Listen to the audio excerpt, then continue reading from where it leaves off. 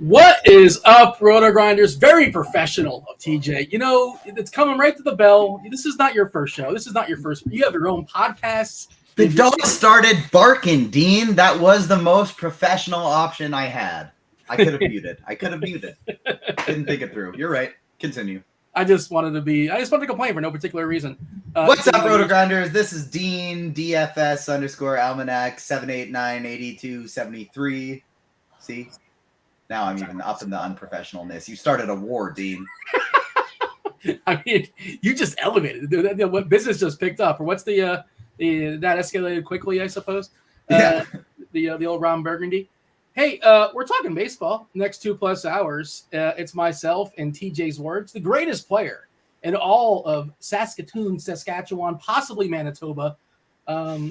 Maybe even if you include Mississauga, maybe. Sure, why not? Maybe some other provinces there in Canada. It's TJ's words. You're the returning champion. Didn't we talk yesterday? I feel like we did. Yeah, we were on yesterday as well. I'm excited. I think we're going to be hanging out quite a bit in July here. Despite the ribbing at the beginning, we actually get along quite well, and so it's a lot of fun. Tim said before we started here that we got an ugly slate, and I agree, it's a gross one, but I think there's a couple fun edges, and I'm excited to talk about it. Yeah, I'm looking forward to having the conversation because I'm really not sure where I'm at, and it's so much nonsense with the pitchers. I generally like. My plan almost always starts with let's get good arms that I can build that foundation, and then figure out the bats around it. And, step one, I got nothing. I don't know. I guess Luis Garcia, but every pitcher is like overpriced in a vacuum. Like none of these pitchers would be guys to be playing if there was like real good pitchers playing tonight, but that's kind of sort of not really the case. Oh, I should introduce Tasteful Tides. Tim's here. Tim, I very, very rarely, on occasion, I'll check out like the RotoGrinders rankings, and I was like, oh, where am I ranking these days? And I checked out my ranking, and I'm like, oh, I'm with Tim today. I'm curious, how was Tim? Out of 45,553 people overall rankings at RG, by chance, Tim, do you know? Do you look? Do you care? Do you have an ego for this? Do you know where you're ranked at this point? I know at one point I got to like 15, but that was like 2-3 years ago. So that was a long, long time ago. What am I, Dean? You're 239. I think that's still representing. That's still pretty solid. Yeah. I got up into the top 20 like in 2018, but that was like the peak. I mean, if I'm going to complain, and again, I guess that's the precedent set for the show. The things they count and the things they don't count, like they don't count contests. I think it's got to be at least a $10,000 contest. I'm pretty sure that's the rules, and I play some that are like 7,000 and 8,000 and 5,000 and that kind of thing, and I believe they take your top score, like if you MME. I think that's how it works. Don't hold me accountable for this. There's rules written someplace. By the way, Tim, if you feel better, out of 11,000 plus Mlb contenders, you're 168. So how about that? How do you like them apples? Yeah, and even in my prime, I didn't MME. I only played like 10 to 15 lineups. So I have never once done a 150 max build. I was looking for TJ, and I just couldn't even type his name correctly, or couldn't find him in the system, or maybe he never regs for it. I don't know, TJ. You tell me. Do you care about such things? Do you have any idea what's going on here? I see it quite a bit because I always just pull up my Agents of Fantasy articles, and we got one of them up today. Top pitchers, top stacks. It's up free on RotoGrinders, and so every time I always copy and paste just like the format parts of it, and so I always go to my profile to look at old articles, and so.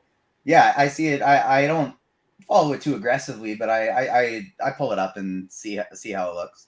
That was a good article too, by the way, TJ. I read that today. That was a good article. So thank you so much. It was very quick and to the point, and it had a lot of good stuff in it. So it was a good article to read. TJ, I got a confession. I did not read it. I didn't know. Let me guess, Dean. You didn't read the article. You don't read my articles. You don't read TJ's articles. Yeah, I get it. I glanced your golf article, but that's not for me. I don't know anything about golf, and I'm not in a state where I can take advantage of golf bets. So I put it in the YouTube chat. I believe in synergy and supporting my fellow coworkers. I actually have Keith wrote an article today for baseball. Keith Eyes. He has 3 pitching props he likes, and I'm going to go ahead and drop that link in the chat. And I did not see TJ's article, but obviously, TJ, by all means, I'm trying to find on the site right now. Drop that in the chat for the people to read as well. I'll put it up there, and I pulled up the ranking thing as well, and I'm sad because I guess in preparation for the next NFL season, they pulled down the NFL ranking, and that was my nicest one. What do you mean they pulled it down? It's just not. Oh, you know what? You're right. Yeah, it's not there anymore. So I think that must mean it's just getting kind of prepped for this coming NFL season. But I think that one's like 72 or something like that, and then I'm 225 overall. I will say one more thing about TJ's article. I didn't agree with anything that he said, but I still enjoyed the article. So that's when you know it's good, when you think, you know what, I don't like any of these picks, but it's still a good article. That's gonna make this show even more fun. Yeah, I wasn't gonna pay attention to the show, but now I'm interested. Now I'm gonna stay tuned for the entire hour and a half until we yield for the crunch time team. One of your pitchers, for the record, by the way, Mitch White, you wrote up. Throw him out. Yeah, I know. He got scratched. Yeah, I mean, that's not your fault. You couldn't anticipate that, but I'm just impressed you wrote up 3 pitchers, looks like. 4, kind of, sort of. Yeah, it's 4 every night, but it's usually it's tournament based, right? And so I like to pivot off of the chalky ones. And for me today, I think Kikuchi is going to be somebody I'm playing regardless. And so he was one of the top 4 for me today. All right, so TJ, I'll let you start, and then I guess we'll let Tim kind of rebut, because pitching is bad. It's very, very clearly bad today. I kind of like put all my guys together as far as K rates and things like that. The biggest K rate in the season, I'm throwing this out, Spencer Howard, doesn't count, 6 innings. Also, just for funsies, he's got an 8.1 homer per 9. Super small sample nonsense. Then Jeffrey Springs, 27%, which is pretty good, but also he's coming back from injury. He was out for 10 days or so, and then he's a Tampa pitcher. He doesn't really get pushed anyway.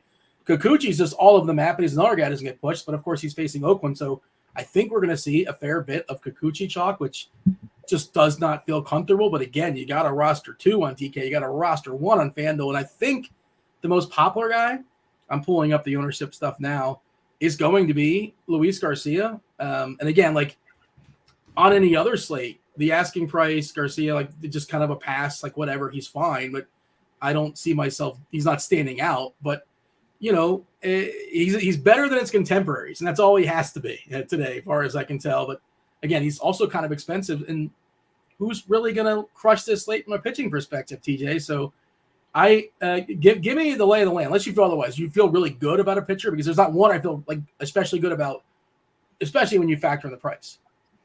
No, there's nobody I feel especially good about. There's some guys that I'm very interested in for tournaments, like Nick Pivetta and Jamison Tyon, and the reason that I feel very good about them, it's not because I like them, it's not because I think they're necessarily going to crush, but I view them pretty much equally to Luis Garcia tonight. Like, Garcia's better just by a hair. And so because of that, he's picking up 20 to 30% ownership, and Tyon and Pivetta are both going to get a lot less. So because of that, I have interest in both of those guys up top. And down low, like, if you feel really good about any pitcher today, I'm not going to tell you not to, because none of them are in that great of spots. Like, I don't think anybody is going to break the slate. And if somebody does, we don't really have a strong way to predict it, because it could be Michael Kopech, it could be Nick Pivetta, it could be Jeffrey Springs, it could be Cal Quantrill against Detroit. Like, I don't know. And nobody does. But because nobody does, and all the ownership are going to 2 or 3 guys like Garcia, Kikuchi, and Wood, I think we're going to be able to see some good ways to pivot off of that today. In the chat, tell me 1 pitcher, 2 pitcher, how many pitchers you feel actually legitimately good about. I'm curious what the chat thinks. Also, chat, what's up? Kindly, please hit that like before TJ starts to badger you for hitting the like button. By the way, is it Spidey today? Are we going back to 4th of July was yesterday, so you leaned on that Steve Rogers guy? I believe the kids call him Captain America. But who's on the job today? Who's going to give up the bombs? Yeah, Spidey's back, and we actually do have a promotion going on with YouTube here right now, that if you hit the like button, you get a little dopamine spike in your brain when you hit the like button. And then not only do you get the dopamine spike, we get the dopamine spike the more likes there are on there. So it allows us to give a better more cognitively enhanced show. And then on top Is that of how that, B it also works? Like on the boys? I don't know, but it also You watch The Boys, right? ensures the likelihood that the show stays free for all of our amazing YouTube viewers. So hit the like button. There's a deal. You get some positive, happy brain chemicals, and so do we, and free content and a Spidey Bomb every 50. So I cannot believe the number we have on Luis Garcia on DK as far as our ownership. It is astronomical. Have you taken a look at this, Tim, by chance? What is it? I see 45%. Do you see something higher? I see 57. Oh boy, I need to update. No, okay, so I might have, I think the bat and RotoGrinders, like they're two different projection systems. You know, obviously you can have either one. My default is usually the bat projections, and these might be the bat projections as far as ownership. Maybe if I switch it to RG, but either way, 45%, 57%. So we'll just call it 50. We'll just call it 50. Yeah. The point in the conversation is still the same, right? That's an astronomical number on a pitcher who's fine, right? Listen, I'm just going to say this. You know, let's say that he's 50% owned, and I'm looking at Slate IQ right now, and he's going to be in the winning lineup 45% of the time. So, I mean, it's a neutral leverage spot.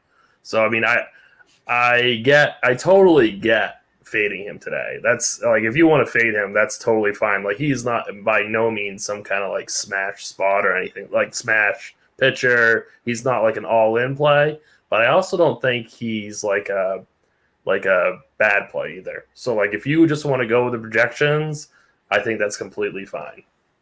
You're making your one main lineup on DK. Is that the story? Yes. Yep. And it's gonna have Garcia. It's gonna have Garcia on FanDuel. It's gonna have Garcia on DK. I don't know who my SB2 is gonna be yet, though. The first two comments I see in chat is Archer was scratched, I think. Also, please talk about Archer. Okay, wait. Was Archer scratched? Did I miss something on that? Archer, yes, he was. Yeah, he's scratched. Yeah. Oh, Windler is starting. Okay. Winder. Josh Winder. Does that change things for anybody? I don't think so, right? No, because he's expensive. Yeah. Also, like, not great, but yeah, if he's pricey too. Sorry, I didn't even see his FanDuel, his DK price. I guess I don't know how many pitches he's projected for, but maybe he's interesting on DK. But based on the projection, I'm assuming it's a pretty low pitch count total, and this isn't somebody we're going to be playing. Yeah, I don't think we even need to worry about him. I don't think he should really be in anybody's pool tonight. I think he's projected for 71 pitches at 6,700. He's not in that good of a spot. He's got no ceiling. I really would not waste time worrying about him. So Garcia this season, again, good pitcher, 25.7 as far as Ks. That's solid. Good walk number at 6.8%, facing a KC team that is pretty contact heavy. You know, Merrifield 14%, Benintendi 14%. Pasquantino, at least in a small sample so far in the majors, he's only struck out 5% of the time once versus a righty so far this year. 18.3% collectively. Some power in that lineup. TJ, retort as far as Garcia, and you basically said like the other guys just aren't. It's not like you're arguing against them, and I assume it's the ownership and the pivots are kind of sort of almost the same. Yeah, it's absolutely the ownership for me. I'm going to be at 0% Garcia today. Wow, that's and you're making more than one lineup, right? That's not like a stand. I assume you're making so at the moment I only have the one in this FanDuel contest, and we were talking about it a bit off air. The $4.44 contest is a great one to MME today on FanDuel. It's $25,000 up top. And I think all the way through the top 10 is over 1,000. It's $8 min cash. So it's a really nice one today. And at the moment, I just have the one, but I am debating firing some more in there. But I'm supposed to be doing wedding planning related things.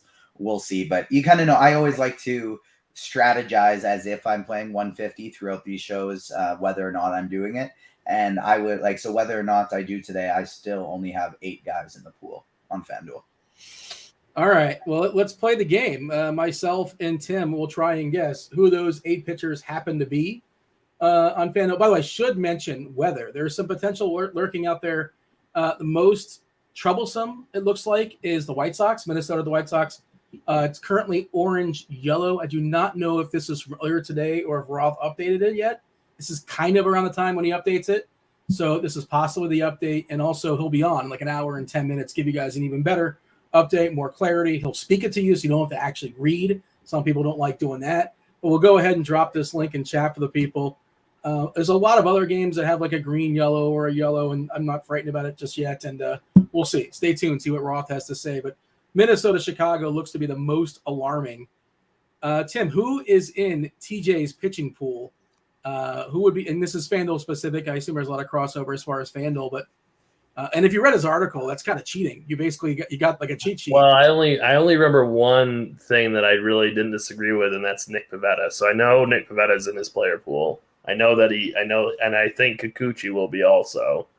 That's 2. Anderson is 3. No? Nope. Okay. But Pivetta and Kikuchi, all right. And Wood. No Wood. No, Wood and Garcia I'm just Xing out completely because of ownership. And Kikuchi I'm willing to bite the bullet because of his price tag. So it's Kikuchi, Pivetta, Anderson. Anderson's not in there either. Oh, no? Okay. No, it's Pivetta, Jameson Taillon, Jeffrey Springs, Michael Kopech, Cal Quantrill, Yusei Kikuchi, Ryan Pepio, and Spencer Howard. What is Pepio expected to do today? How stretched out is he? Is he fully stretched out? I don't think so, but 80 pitches stretched out could be enough for him at 6.2K. And just like the fact that he's projected, he's like 9 something on DK2, and that just kind of gives me a little bit of interest on FanDuel. Even though it's like a screw up, still it just kind of gets me excited. So I'll take a shot, not in crazy high abundance, but I'll take a shot on Pepio today. Do you need that much salary on FanDuel, or you're just trying to build a lineup where you're getting like 3 or 4 monster bats? I assume that's the plan there. Yeah, I mean the Yankees are my top stack on the board today, so they're like it'd be nice. It's nice to find ways to get Stanton and Judge in lineups where I also like Atlanta bats as well. So some of my top stacks today, Atlanta and New York. And the other one I liked was expensive as well here, like Houston. Like I want to be paying up, and so because of that, I like paying down a pitcher. Pivetta at 10-1, and Tampa's got some strikeouts in that lineup. The tricky thing with Tampa's lineup is that up top it's front loaded with a bunch of contact guys. Like the first 4 guys, right, TJ? 12%, 15%, 9%, 17% as far as striking out. But it's backloaded and it's beautiful with 30% for the Outlaw Kiermaier, 27% for Rosarena, Walls almost 30, Pinto small sample but 45%, Lau at 36. I think that's low. And Pavetta's pretty good this year overall numbers. As far as strikeouts, almost 24%. The walk's a little bit too high, but this is not a patient Tampa team at all. If you look at the plate IQ, it's a bunch of red when it comes to walking, with the exception of Yandy Diaz. It's just obviously the price for Pivetta is absurd, like 10-1 or whatever it is. But I understand it. I get it. And at the moment, I think the person who's probably going to end up being my favorite pitcher, and this is mostly because of lineups actually, is Jeffrey Springs. Springs is somebody that, even though it's a small sample size, he's been reverse splitsy early in his career. And there's no Verdugo and there's no Rafael Devers in the Boston Red Sox lineup today. We got Duran, Refsnyder. Then, of course, you got your Martinez, Bogarts. But after that, Vasquez, Story, Cordero, Arroyo, Dahlbeck. It is not that scary of a Boston Red Sox lineup today without Rafael Devers in there. And I'm much higher on Jeffrey Springs than I was earlier on in the day. If I was writing that article right now, he'd be in it. So. Well, I actually bet the under on Jeffrey Springs strikeouts, so I'm on a different path than TGA for Jeffrey Springs today. What was the number? 4.5 plus 120, and then also you could do 5.5 minus 165 depending on where you shopped it. And are you assuming you're kind of baking in, like last time he threw 102 pitches against Pittsburgh, but that was on the 24th. He's not throwing baseballs. in a game. Yeah, I mean, he hasn't pitched for 10 days. The Rays are notorious for not giving their pitchers a leash. I think he's way too expensive on DK. And I also, on Fanduel, I just don't think he has much, quality start equity. So I think that really reduces his ceiling quite a bit. And, he's projected in the bat for 77 pitches. So, yeah, I would hope I'm getting a few more than that, but I wouldn't be shocked if it's around 80, right? I think he's gonna get pulled before 80. I believe in the projection here, and I think his ceiling is seriously capped today. All right, TJ, defend yourself. I don't even really disagree that much. It's just like we got on DK 50%. We're going to Luis Garcia. Well, Luis Garcia has 6 quality starts this entire season. Like, we're paying a lot of money for guys that aren't that good today. And so I'm simply willing to take shots on somebody with a 28% strikeout rates against the watered down lineup. Yeah, he might go 4 2/3 or 5 and change, maybe not get the win, but still strike out 7. I suppose that's possible. He's one of the better strikeout guys in the slate.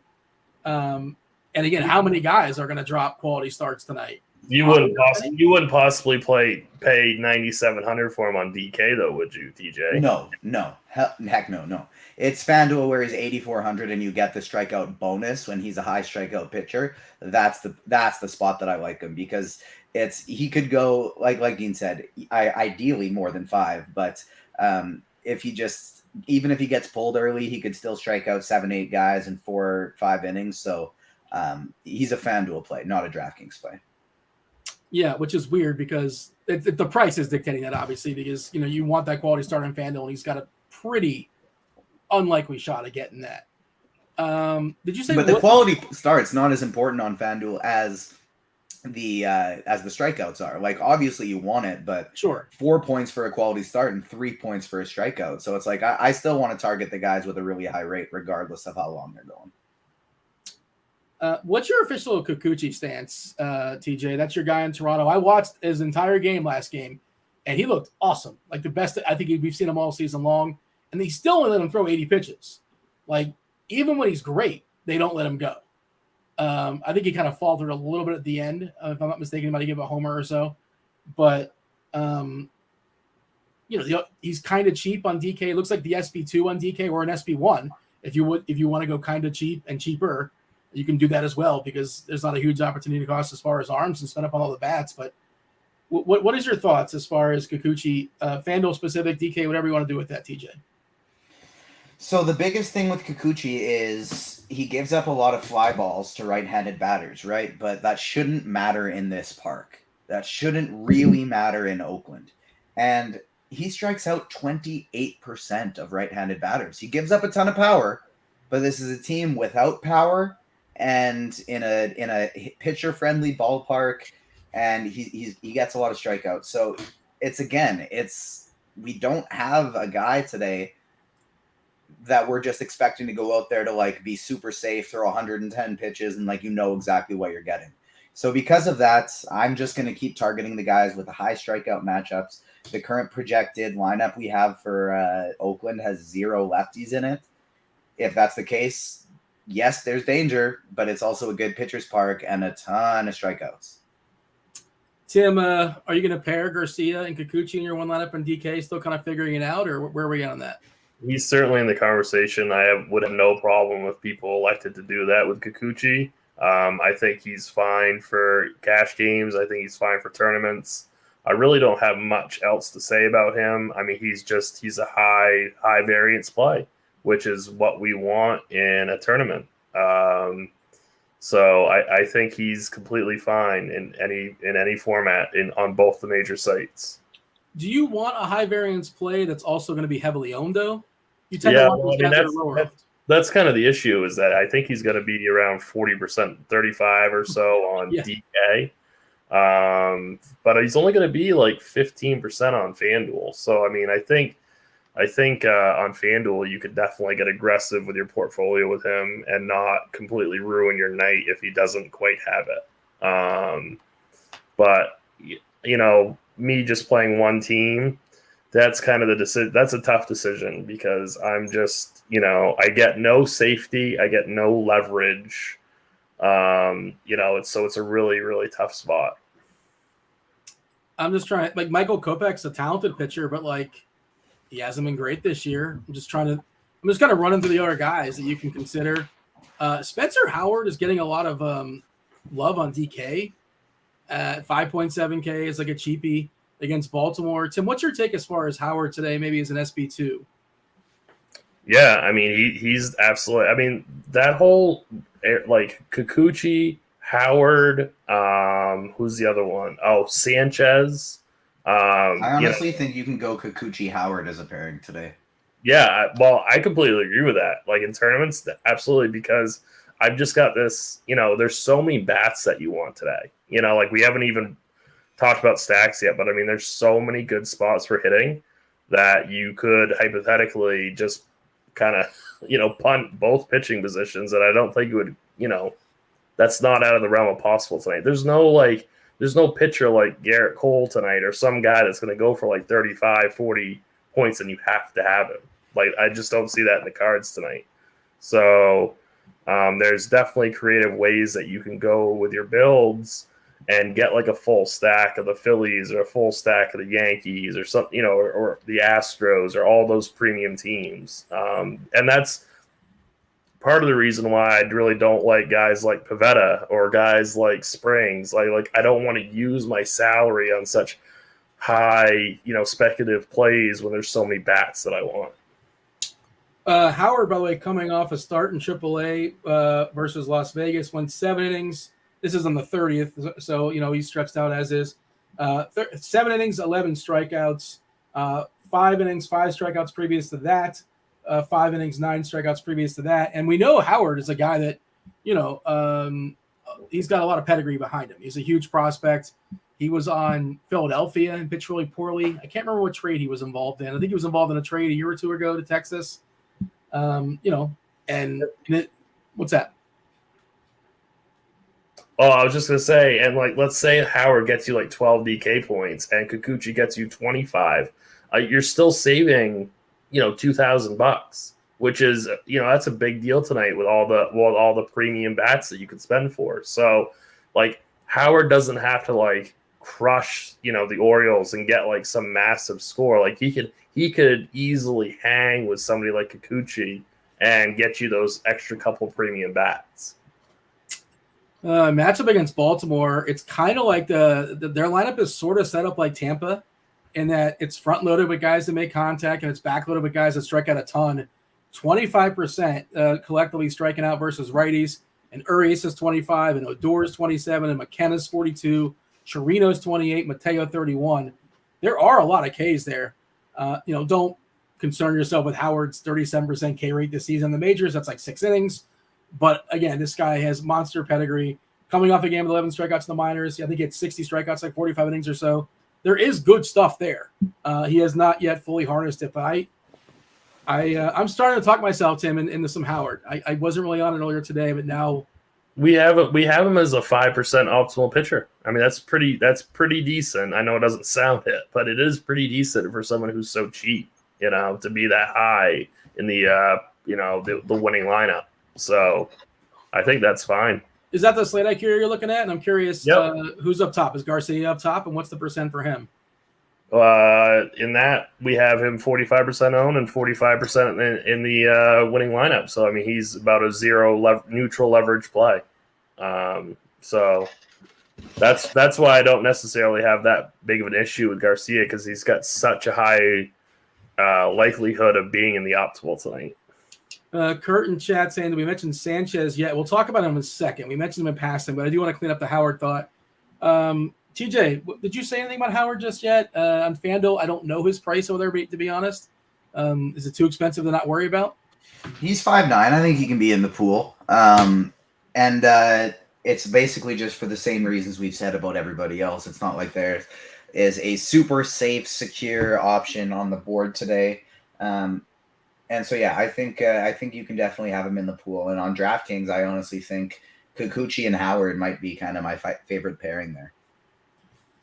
Oh man, it's just a mess. Like, is it just about survival, Tim? As far as pitchers, like you just don't want your pitchers to get blown up, and you're probably not. I think it's about survival with your SP2 on DK. You know, Okay. like that's my take. Like, I think it's about survival with your SP2 on DK. That, like, I think, like, there's not going to be some kind of massive ceiling score from any of these guys. So, you know, like, survival is key with SP2. Like, but the thing is, like, someone like TJ who's completely full fading Garcia, I don't think that's horrible. I don't think that's like an egregious thing, because, like, you would essentially wipe out half the field if he busts. So, but I just don't believe in paying up at SP2 today on DK. Like, I don't want to play Pivetta. I don't want to play Jamison Tyon. I'm good with both those guys. We got Carty and Cheese coming in about like 50 minutes or so. Carty's going to talk about the bat for sure. And Tim, it is interesting. Garcia is separating himself from the field in the bat. He's 3 points. I don't want to give everything away. Obviously, support Carty, support the bat, and he'll be talking about it anyway. But Garcia is over 3 points more. This is DK wise. Obviously, it'd be a bigger number than Fanduel because their scoring system's different. But it's just, if you erase the names, it's just a big gap from Garcia to the rest of the guys. He's at 18 plus, which that's not even like a huge number. It's like almost 9.5 for 18 points. Whatever, I guess. Sure. And then and think about this matchup. I mean, this Royals team is just horrible. I mean, this is an amazing run prevention spot. I think he's got a great floor tonight. So even if he gets you 25 points, that's fine. Yeah. But I mean, again, I don't know how much of a certainty he gets 25. I think he certainly can, obviously. Well, all right, then 20. Even if you get 20, like, that's completely fine. But if you don't have Garcia and he puts up 20 points, like, you're still fine. Like, just as long as your guys don't get their face punched in, you should be okay. Yep, that's true. That's why TJ's strategy is completely viable, because that's I don't think it's horrible to full fade him if you really want to. Well, my thing with Garcia today is just like the Royals have an 18.3% strikeout rate. Like, I just don't really want to target them. He's probably best position for a win. He's probably best position for a quality start. I know that stuff isn't like guaranteed, and it's also like not even necessary. You'll take the guy that has 5 innings and 10 strikeouts over, 6 3-earned runs and a W and a QS, right? But I think he's best positioned for that, if we're going to make that argument. But again, I'm curious. What do we have? What does the bat have for Pepio's pitch projection? It's got him at, he's got a pretty good projection, 82 pitches. 82. He's 9.9 on DK, which is, again, kind of egregious. Fully egregious. I think it's fully egregious. But he's actually got a pretty decent projection for what it's worth. The Rockies are just horrific on the road, if you all didn't know. What's going on in the chat? Let's see what the chat's up to. I believe they're talking about we got over 200 people watching, and we are only 7 likes away from our first Spidey Bomb. So hit the like button for not only the Spidey Bomb, but also the exclusive deal with YouTube we have going, that you get a dopamine rush every time you click it. I made a Boys reference to you, The Boys, and you had no clue what else. You watch The Boys? Your site talks about them? I do, but I'm in the middle of a absolutely hilarious ad read that I made up in my head, and you just were going right in the middle of it. So I was like, no, shut up. I got it. I'm in the middle. You're right. Yeah, fair enough. But I figured you'd be excited to talk about The Boys, because that's right up your alley. Oh, yeah. Great show. Are you up to date on it? I finally watched the episode with Paul Reiser, which is like, I'm like, wait, is that Paul Reiser the whole time? Paul Reiser's in The Boys. Unrecognizable. I guess I think that's him. I think I watched 5 episodes, so I'm an episode or 2 behind, I guess. What are they at, 6 or 7 right now? Okay. The last 2 are the most wild, so. Oh, well, I mean, the first 5 minutes of the first episode this season, I think you can't get much more wild than that. Well, your next episode is Herogasm, so get ready. Is that actually a person, or is that a description of something? That is their most infamous comic book event that they ever had, and it's the next episode is that event. Is it like a Comic-Con spoof, sort of like a satire? No. Nothing like that. Is Reiser? I think you can probably guess if you think about the name. Say it again. No, that's okay. I think I know where you're going with that. I don't know if Riser is in Stranger Things. I don't watch Stranger Things. It didn't take for me for whatever reason. I know that people love it. I'm glad you enjoyed it. But did you watch the Stranger Things there, TJ? Yeah, I actually just finished volume 2 about a half hour before we started.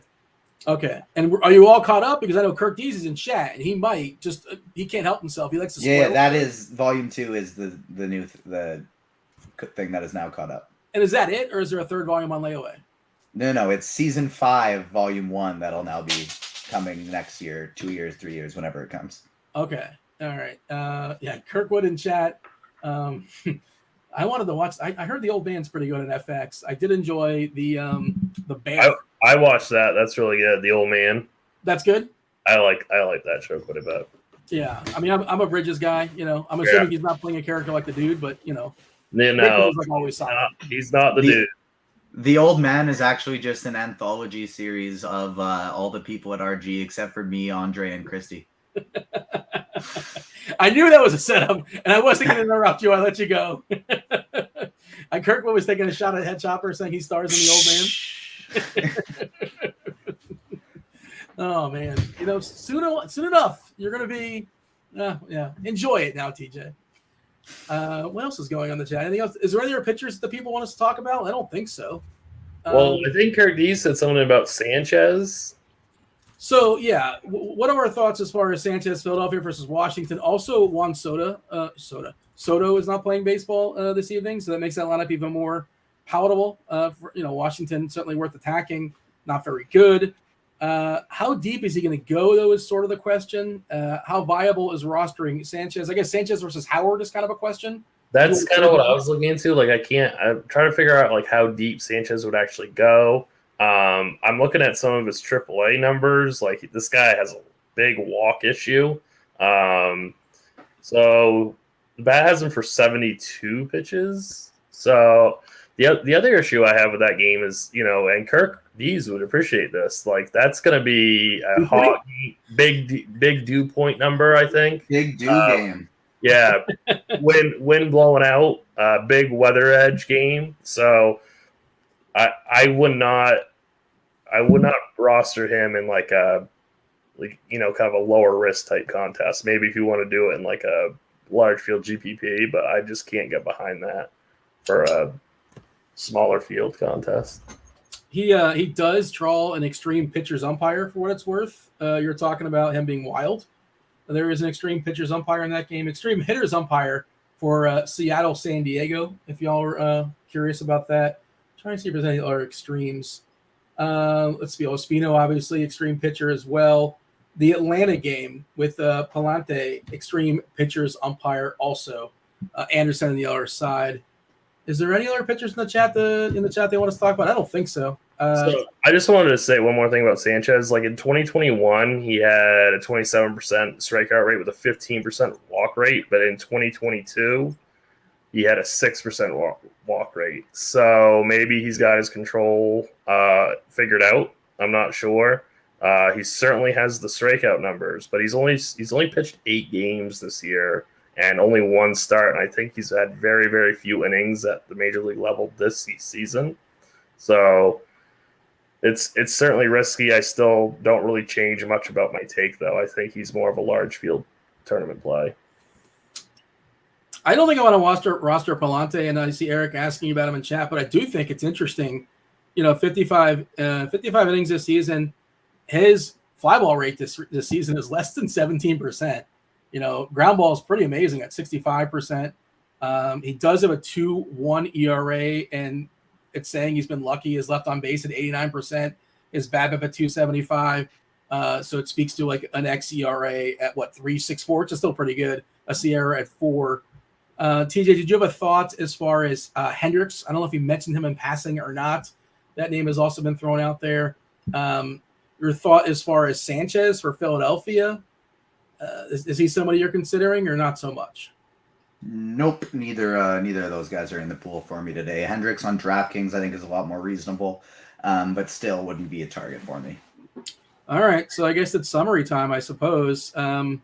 Just a bunch of nonsense as far as pitchers, and survival mode. TJ, give me. I know you said it before, but again, we have people sprinkling on through, and you're aware. Like people are coming in and out. Some people joined the show at 5:30, 10 minutes ago. They don't want to hit the rewind. So I'm going to ask you. You got to repeat yourself. That's no problem. I don't mind repeating myself. We won't ask them to hit the rewind, but we will ask them to hit the like button.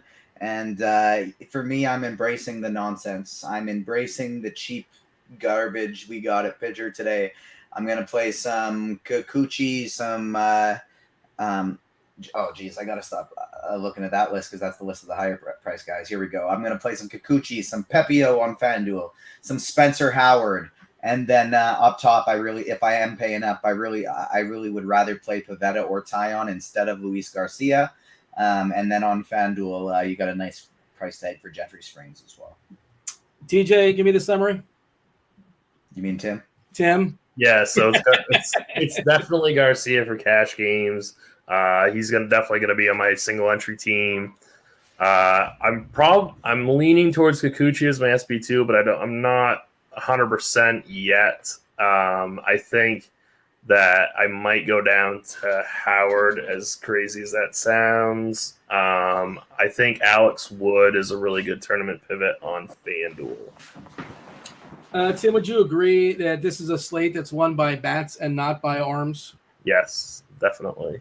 Yeah, that's pretty much that's the synopsis. That's kind of what we're talking about. I might end up picking my favorite stack and then locking in Garcia and then seeing where SB2 kind of leads me. Not forcing in an SB2, just kind of being like, what do I land on? Like if I can get these favorite whatever hitters, what do I land on? That might be the strategy I go with tonight. I'm totally okay with that. That makes a lot of sense to me.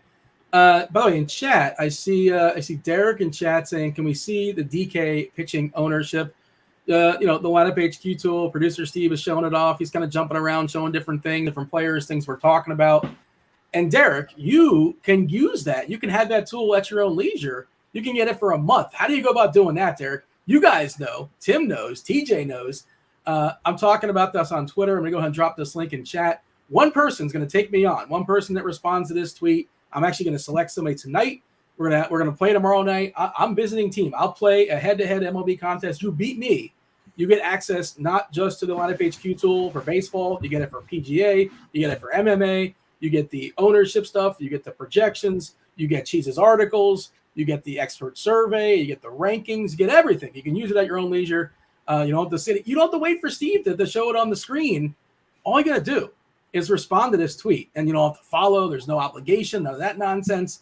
Just challenge me. Be as creative as you want to be. Challenge me on that Twitter thread. Hashtag beat Mean Dean. Again, some people get that wrong. Hashtag beat Mean Dean. I will be selecting somebody tonight. We'll be playing tomorrow. Normally we would do it like on a Friday, but I'm going on vacation on Thursday, so I don't want to get you guys. On vacation mode. I would be in full tank mode, and somebody would just automatically win RG Premium. But a month, you get yourself a month. You cannot put a price. You can't put a price on the value of beating me and hurting my ego. Currently 1-0. I'm undefeated. I should retire undefeated, and that's that. But I'm going to put my undefeated streak on the line. Respond to that tweet. Just tell me why you want to take on Beat Mean Dean. There's some responses in there already. Going to go through them later tonight. Going to call somebody out, and we'll play tomorrow. DK or Fanduel, wherever you want to play head-to-head style. And you also get some RG swag. So there you go. TJ, was that a good pitch? Are the people now excited? I think they're excited, right? The people are excited to hashtag beat Mean Dean. They're excited for other things in the chat too, if you want to go ahead and read that. But I feel free to check that out. It's been fun so far. We're currently 1-0, and we want to get people to have some RG Premium, give you a taste, and let's just see what it's like. Have yourself a good time, and you can use all these tools at your own leisure. All right, and I'm kind of rusty with it. Tim, are you playing head-to-head this days? You don't do that, right? You're just like single entry, 3-entry stuff, and that's that. I do play head-to-head sometimes. Yeah. Okay. Yep. Not tonight though. This is a terrible head-to-head slate, isn't it? I think it is. Usually I don't play head-to-heads in baseball. Usually I play them like golf, hockey, and basketball. Usually that's how I play head-to-heads. All right. So we hate the pitching. So in theory, right, we're supposed to like a lot of hitting. Yankees tonight and Pittsburgh. They are our top stack as of right now, according to our consensus rankings. That's myself. That's Kirk Dees, who's in chat. That's Dave Pot Cheeseisgood. He'll be on in like, let's do some math here. 35 to carry the one in about 35 minutes or so. Maybe 40 minutes, give or take. He'll give us thoughts as far as what he likes in the slate. And then, Tim, you partook as well as far as our consensus rankings. I was going to say if you agree or disagree, but I see what you have right in front of me. You actually have two teams. You're on your own island with two teams. So I'll give the consensus first. New York, Philadelphia, Houston, Dodgers, Atlanta. You're on Brewer Island, Minnesota. So I'm going to give a shout out to Minnesota. Then there's Texas. And then you got Cleveland as well. So your thoughts overall as far as stacks tonight, and tell me why you think Milwaukee and Cleveland cracked the top 5 on the Family Feud board. I mean, I really do like Cleveland tonight. Like, I really want to get to J-Ram. Is Framil in the lineup? I haven't checked the lineup.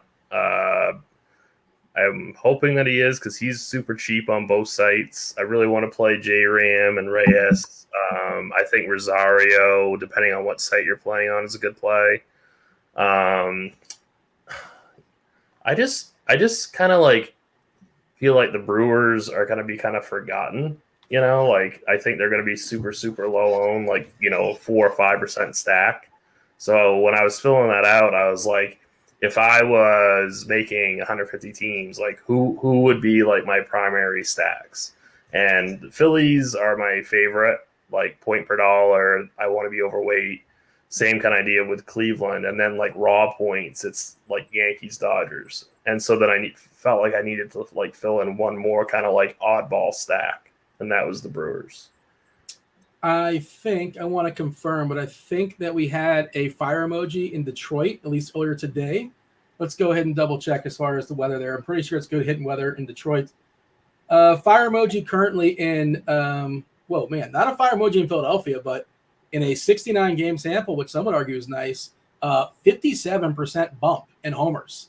Man, 12 mile per hour wind, basically the dead center, 80 degrees. The dew point also 69. TJ, the stars are lining up. It's time. It's nice. Baltimore, some potential rain. Got to keep an eye on that as well. Yeah, Detroit, it's a small sample. So like in the sample, it's kind of a decrease in homers, but it does have that fire emoji, 88 degrees, 10 mile per hour winds, basically the dead center as well. Drew Hutchinson, not somebody to be feared. Fire emoji in Atlanta, as it feels like basically every night that is the case. Also, every night's the case where it's possible pop-ups in Atlanta, just kind of sort of how that goes down. That is all as far as the fire emojis. Do check out Chief Meteorologist Weather Edge tool. One more thing. Hey, one more thing. If you beat me indeed, you get your access to that as well. Check out Ross Weather Tool.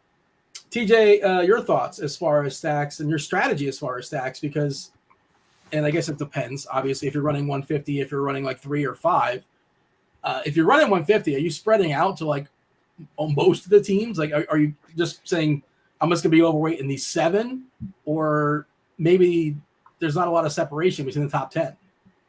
Yeah, I would definitely narrow my pool. And like, so the way I typically do it is I have my 3 or 4 stacks I'm heavily overweight on. I have my tier 2 group, which is I'm basically just trying to make sure I get all of those stacks with my top tier to stacks. And then the odd one I just sprinkle in as well. And today, my top kind of overall one on the board is the Yankees. I really like Atlanta, and I really like San Fran. San Francisco is my favorite cheap stack of the day. They're not picking up a ton of ownership, and they're in a very good spot. The reason their thing scaring people away, I think, is the pinch hit risk. But that also kind of, we can use that to our advantage, because as we see right there on DraftKings, who is our heaviest owned San Fran player, it's Austin Slater, who's also the one most likely to get pinch hit for. So Ruff, Longoria, Flores, I like all of them a lot, even in a mini stack if you don't want to go the full stack. And I think those are 3 of my favorite teams on the board. I like Philly, I like Houston, I like Toronto, but San Fran, New York, and Atlanta are going to be my top 3. No official San Fran lineup just yet. Yankees lineup is out. They do have, I'm assuming, no Gallo, of course, left on left. I don't know if he's going to survive the year with the Yankees. They're talking about maybe DFAing Joey Gallo. What a disaster that has been so far. but pretty standard lineup for them. LeMahieu, Judge, Rizzo, Stanton, Torres, Dongelson, who's really cheap, Hicks, Trevino, and IKF. Was that a chair shift? Is that TJ? That wasn't me. Oh, that was me. Okay. I know TJ's got this funky chair that like it's very sensitive to sound, or it makes a lot of. So I just assumed that's what it was, but I guess my ears are a little bit rusty. Hey, let's go around the horn. Let's give our favorite plays position by position.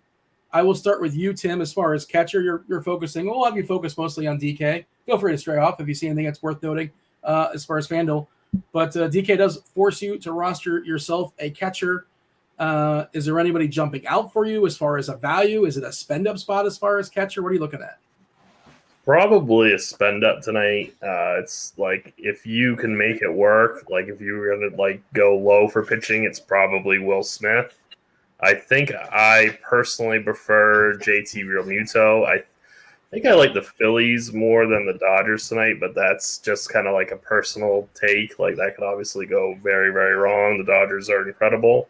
I think Ruiz for the Nationals is a good mid-tier play.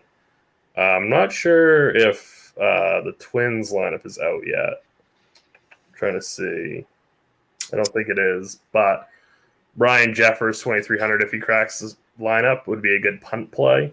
And then I think if Kikuchi's going to be high owned, then I really like to get to a couple. I wouldn't go crazy, but a couple A's bats with like Sean Murphy. Yeah, Rhino's saying I stopped the show for the slightest sound, according to the chat. Now I'm stopping the show for just a comment in chat, but yeah, that was unprofessional of me. I said it was powered on through. I'm thrown off too easily, is what it is. I just I can never be a golfer because like any sound, and all of a sudden I'm officially rattled. Gonna go ahead and drop Synergy, TJ. I'm dropping you're a fabulous. I've heard great things about your Agents of Fantasy article. It's a free article today at RotoGrinders.com, and I want the people to see it. More eyeballs, the better. I'm gonna go ahead and drop that in the chat for the new people that have joined us in the last half hour or so, give or take. Feel free to check that out. You do not have to roster a catcher on FanDuel, TJ. Do you like any catchers on FanDuel? There's some I would definitely include in my stacks, but nobody that I'm going out of my way to target. Like Will Smith, Alejandro Kirk, JT Realmuto.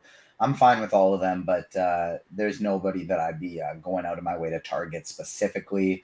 The one that's moderately interesting is if you did want to play a Boston stack for some reason, you got Vasquez batting fifth, but no, nobody in particular at catcher for me today.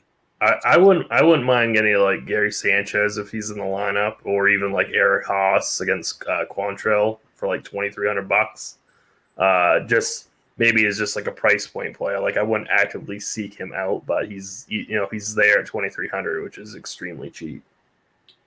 Kopech's given up a lot of fly balls, 53.1% fly balls, and he's been super, super lucky as far as homering the fly ball, 5.4%. And Sanchez, the fly ball guy, I really agree if you're homer hunting. And also on FanDuel, like you'll notice the catchers, they just don't get rostered. Like I understand why, but Sanchez just not this great like average hitter. Who cares about that? But you're shooting for homers, shooting for upside, shooting for power. It's a super big slate. There's no reason for me to chance that weather game, in my opinion. Like I'm just avoiding it. Roth thinks there's a good chance that game could get postponed, so I'm just not touching that one. It's such a big slate. There's so many good other spot for offenses. I'm just Xing it out. That is a good point. Mention it at the top, and obviously, if Roth gives like the this is scary conversation, and you could sort of read, but a lot of times Roth will sort of lay it out for you, and then you just sort of judge based upon your own tolerance. Currently at the orange-yellow status, I agree with you, TJ. I am concerned. And again, there's other stuff that's lurking as well, and Roth will be on in like 30 minutes or so and give you guys some better clarity. Presumably there will be some updates as well. It's going to be raining in Boston as well. We got boots on the ground. What does Kirk D see out in his front yard as far as the rain potentially in Boston? I feel like he's not terribly far from Fenway. But let's jump to some bats, some hitters that are actually appealing. TJ, first baseman, long list for sure. Hoskins probably my favorite when you consider matchup and salary. What say you? What do you think of Reese? What do you think of the rest of the first baseman? Yeah, I agree with you there. Reese is great, and the nice thing with him is you don't have to play him in a Philly stack if you don't want. He's a perfectly fine one-off. Vladimir Guerrero Jr. is a interesting one-off or as a stack as well here. You can go somebody like a Wilmer Flores if you'd rather play him at first and third. Jose Abreu is nice and cheap, but like I said, I'm avoiding that game. For me, it's like I like the San Fran guys, but my favorite play and the Spidey Bomb. Oh, we got it? Oh yeah, we got 74 already. I was just waiting for us to get to this position. So we're already only 26 likes away from a second Spidey Bomb, but the first one of the day is my guy, Matt Olson. Matt Olson's going to be hitting a bomb today. Do you subscribe to the theory, Tim or TJ? I'm sure you've heard it before. Like somebody hits a pile of doubles, like the homers are coming, that kind of thing. And the home runs have not been incredible this year for Olson, but last I checked, he's like 5 or 6 doubles ahead of everybody else in baseball. And also he's been homering more of late. I was talking about this with Grant maybe 2 weeks ago or so. I feel like Olson, and also combined with the weather, the way it turns in Atlanta in the summertime, Olson's just going to be a monster going forward, basically. And I love that call, and I feel like he's probably not getting the love because first impressions matter, and he wasn't spectacular coming out the gate. But start there, Tim, as far as Olson, and then, if you like him, by all means, double down on it with me. Tell me the other first baseman you like, because there's a lot of options out there. Well, to bring up kind of like your first point about how, like, do I think home runs are coming because he's hitting, hard doubles? Like, not really. Like, I want to look at like a large sample size. And so but Matt Olson, if you're just talking about Matt Olson, like he's a fantastic player with like a really strong baseline metrics. So like I'm all about him if you want to roster him tonight. Personally, like first base seems really, really loaded today. I think that I would obviously prefer to get to Rhys Hoskins. I'd prefer to get to Jose Abreu if the weather was okay there. I like Josh Naylor quite a bit today. I really like that Cleveland stack. I think that, even though it's a really bad ballpark, I'd rather play Vlad. I'd rather play Freddie Freeman. So, Matt Olson's fine, but I just think that there's better options at first base today. So this year he's got a 49.4% hard hit percentage. That's Olson. If you look at like the baseball savant stuff, he's 93rd percentile as far as average exit velocity, 91st percentile as far as hard hit percentage, 82nd percentile as far as barrels. He's got just 12 homers. Like they're coming. He's an advanced metrics darling. I mean, that's why projection systems love him, and that's kind of like my point is like, does somebody like that have that baseline, those baseline numbers? And a guy like Olson absolutely does. And the other reason I like Olson and Atlanta so much tonight in general is you have a pitcher like Palante who he strikes nobody out, but he just gets a ton of ground balls. He's been a great ground ball guy to start. And pitchers who have high strikeout upside, they're always interesting against Atlanta because Atlanta strikes out a lot. You got Acuña's 24, Swanson 28, Olson 22, and Riley 25. But these are also guys that hit the ball in the air, and now they're facing a pitcher who doesn't strike anybody out. So I'm willing to bet on their talent to get the ball up in the air, and as long as they're making contact, I feel pretty good about this stack. And Atlanta's not going to be like an owned stack today. Like they're going to be kind of far down there on the list. So like if they go off and you have him and have them in like a single entry type format, you're going to be way ahead of the field. Tim, is there any like offense that's going to be almost too owned? Because I just feel like there's a whole bunch of stuff that's good, but nothing that like I feel like I can't fade. I can fade any team. I'm not frightened of like not playing the Yankees. If you like somebody tonight, just play them. Like, ownership should almost not even matter. Like, I think you're going to get a huge spread in for bats today. That's the way I feel, and I also feel like I don't know if you should play like bad hitters because they're 1% owned, because you're going to get really good hitters that are 4% owned. You know what I mean? Like, yeah, but people do that. Like, we all agree that Matt Olson's a really good hitter. So yeah, you're going to get a really good hitter at a really loaded position at very, very, very low ownership. So, but also I have to stand by what I said is that I still like other options better at first base. TJ, you feel the same way? Screw you, Tim. That's all right. I mean, it's like he could easily hit 2 homers tonight, but I know that Rhys Hoskins is going to hit 3. Well, I kind of want to play Hoskins and Hall on Fanduel. That's kind of what I'm hoping to do. So the Hall thing is weird, right? Because he's a 27-year-old rookie that hit 18 or 20 homers in the minors, and where's this guy been all our lives? And I think he's got several, 3, maybe 4 so far in the majors. 1 was against like a position player, so that doesn't count. But I mean, his agent thinks it's count. You know what I mean. I just don't know what to do with this guy. But you know he's got power, and that's it. You're shooting for power upside. And he's still pretty cheap. On DK, of course, you're forced to roster only 1 if you're stacking Philadelphia, or none. You can't roster both Hoskins and Hall. But I think that's kind of interesting. But TJ, you agree as far as the ownership stuff? Like I'm not overly worried. I mean, I'm just going to play players I think that are good, lineups that I think are good, stacks that I think they're good, and that's that. Because I don't think anything's going to get out of hand. Yeah, I'm with you there. I don't think anything's getting out of hand. I view some teams like maybe Philly and the Dodgers going a little bit overowned, but not aggressively. Like, it's such a big slate that like they're going owned because they're very good stacks, and the ownership is still being spread out enough that I don't think there's anything you got to worry about. All right, TJ, you want to take over second base for us? Yeah, so at second base here on FanDuel, up top you have Jose Altuve as I think kind of the best pay-up option. Probably the one who will pick up the most ownership because he's still perennially underpriced, and this position is disgusting, is Max Muncy, 2,700. Second and third base eligible. You play him at second because third base is strong and second base sucks. You do have Brendan Donovan leading off for St. Louis today. My favorite player at the position is going to be Gleyber Torres. What did he draw? The 6th spot today? I think that's where he's projected for Torres, 5. right? 5. Okay. 5. Who is Edmund not playing for St. Louis? Is that why? I'm trying to see. Did they shuffle their lineup? Edmund 7. Edmund down to 7. Okay, that does change things. Interesting. Yepes batting second. I did see that.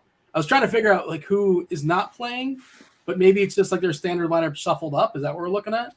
Yeah, I think so. Yeah. We saw Capel get his first home of the other night. He had some power and some speed in the minors. For what it's worth, he's 2K on FanDuel. I think he's pretty cheap on DK as well. Tim, what do you have as far as second? Yeah, it's going to be tough to get away from Muncy on FanDuel. I mean, TJ's absolutely right that if you're going to play him, I would definitely play him at second. I do like the Torres call for tournaments quite a bit. That Yankees team is pretty easy to stack because they've got guys like Torres and Donaldson who are very, very cheap. I did want to mention one quick thing is like a kind of a tournament pivot on either site. Jonathan Scope is 2,200 on FanDuel and 2,700 on DK. And like if you don't have the money to get to Muncy on DK, second base is a pretty good position to punt. Like if you need the salary, so I think he would be a really viable punt. Twid's lineup just came out. Arise leading off. Buxton is DHing second. Correa, Kepler, Polanco, Kirilov, Miranda. I was combining that with the 8-hitter, Gary Sanchez, who is cracked in the lineup. He's actually catching as well. Celestino also batting in the 9-hole. Third base, Jose Ramirez is just kind of too cheap on DK, right? Like, what's the story with that? He's one player that might, in like the single entry, 3-entry max stuff, he might get pushed up as far as ownership. Do you see that as like, I mean, do you care if he's 25% owned in your single entry contest at 4.9? I think I'm pretty sure he's gonna be the chalkiest player on the slate. And it's kind of up to, your own kind of philosophy about what you want to do. I'm personally going to roster him today especially because I like Cleveland as a stack, like as a whole. So there's no way I'm going to leave him off. But yes, he is going to be very, very popular, and he's projecting, I think, is like the best raw points play on the slate. So, he's going to be popular, but I think I'm going to eat that chalk tonight. Checking in on chat again, 20 minutes until Chief Meteorologist Roth comes in. You got Dave Potts, 2-time millionaire winner, coming in 20 minutes as well. Also, Derek Carty of the bat in about 20 minutes, taking you guys home all the way up to the lock tonight, 7:05, probably even a few minutes beyond if there's some. And over 300 people watching as well on YouTube. So we're 11 likes away from another Spidey Bomb. And for those people who are new watching, just tuning in, they weren't there at the beginning, we have a exclusive deal with YouTube that if you hit the like button, both you and us get a special shot of dopamine chemical release in their brain for enhanced cognitive ability. We're going to be happier. We're going to be healthier. We're gonna talk some baseball plays. It's really worth it for you and for us to keep getting this free content. So let's do it. Let's keep rolling until these crunch time guys get here. The fine print, we just need like your social security number, your birthday, things like that. You don't need any of that. It's a proven fact that you just it gives you a little bloop and then it makes you happier. Just know that I was tempted to be a jerk and interrupt you again and ask you about the boys. I'm like, nah, I appreciate that you didn't. I was gonna do that. I'm like, I was a jerk just one time. So JRAM 23% as far as ownership on FanDuel, 4.2K. The DK separation though, Tim, is just what we're kind of talking about.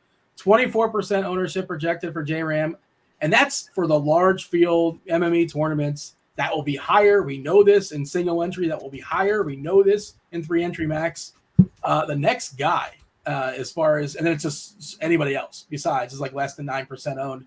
Tim, Longoria at 8%, Muncy at 8%. He's a better value on FanDuel, obviously. There's not a lot going on there. We have Josh Smith projected to lead off. I think he's 2-3 on FanDuel. We'll see how that goes down. 3-6 on DK. Don't really love that. But yeah, if you're not playing Ramirez, I know you are. Well, you said you were. You reserve the right to change your mind. No, I'm not changing my mind about him. Okay. Yeah. But yeah, like Josh Donaldson's super cheap on FanDuel. But it's like I don't know. I think you're giving up so much of a raw projection to go down to him. Like I just can't get behind that. I think like Evan Longoria. I mean, there are like cheap options. Austin Riley's probably going to be a tremendous tournament play. Oh, yeah. Same thing with like Nolan Arenado. Like those guys are going to be completely unowned today. So I'll like Bregman too.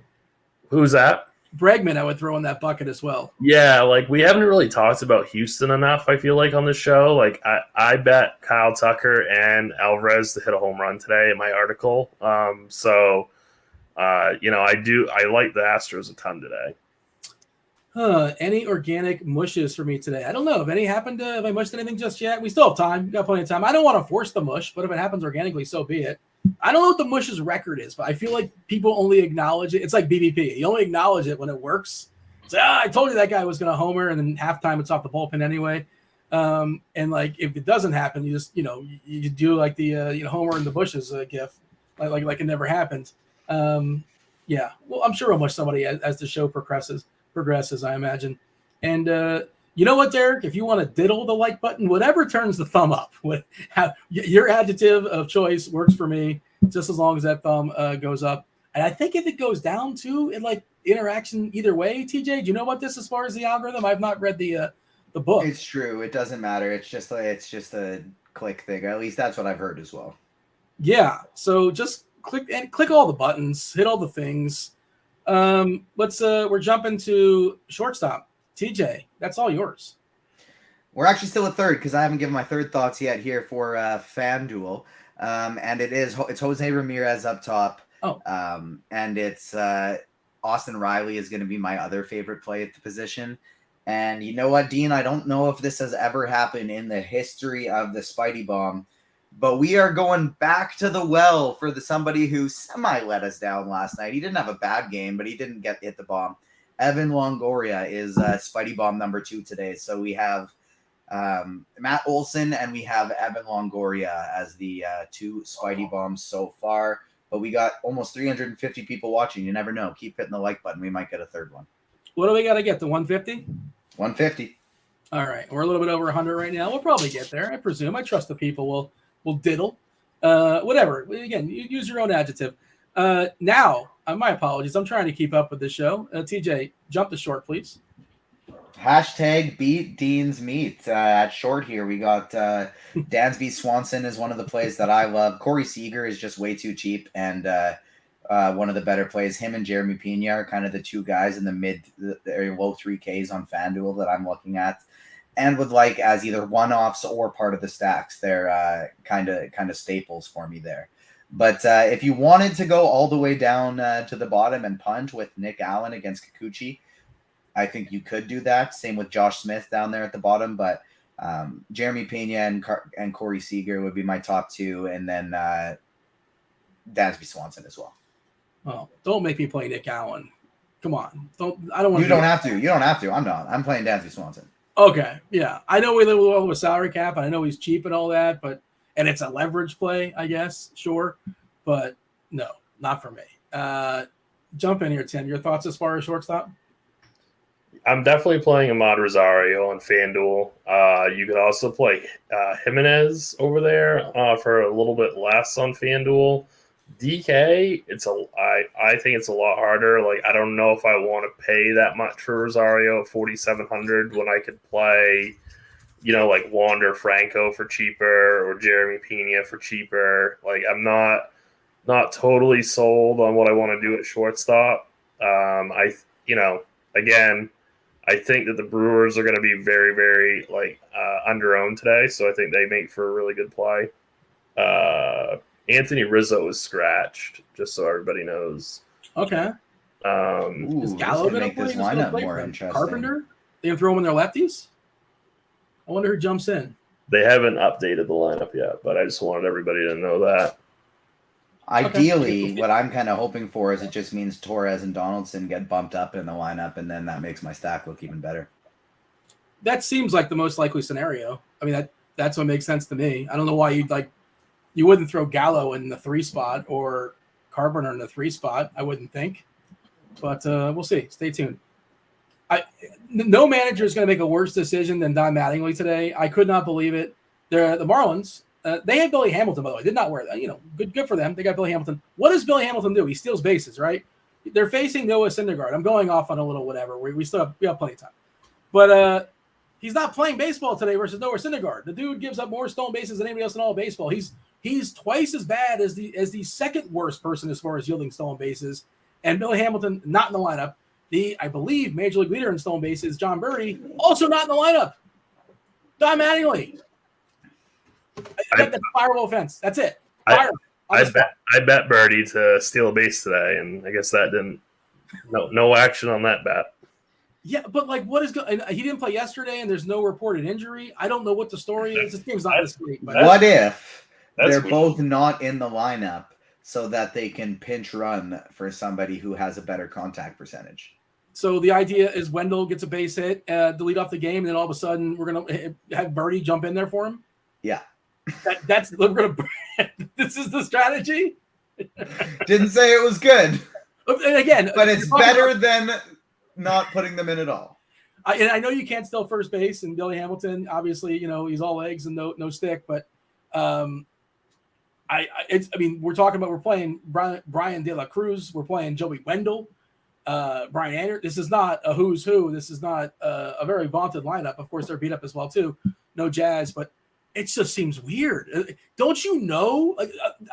Is Mattingly aware that they're facing Syndergaard and Syndergaard is most vulnerable? Does he know this, just not care, Tim? Or he just doesn't even know that? I think I just think he doesn't care. I think he kind of does the old school manager thing of you manage based on feel, not by numbers.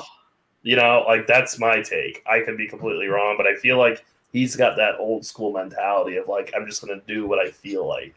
We do have the updated Yankees lineup as well. They did just bump Torres up to 3rd, Stanton 4, Donaldson 5, and then Matt Carpenter is DHing and batting 6th. Man, Joey Gallo is how many more guys got to get scratched before I get to play baseball? Man, to me, in my opinion, on that note, I think that makes Gleyber Torres definitely the best second base option on FanDuel today, where he's 2.8K. Whatever else is on the chat's mind, do feel free to share it. So we got about 10 minutes or so. We're going to jump to the outfield, give our favorite plays there, keeping an eye on some other lineups that may or may not come out. Anything that gets scratched, we're all over it.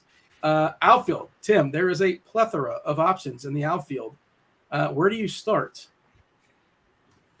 I think the chalky option will be start with Kyle Schwarber. Nick Castellanos is way too cheap. He's definitely should be in your cash game lineup. He's probably going to be in my single entry lineup. Framil Reyes is extremely cheap.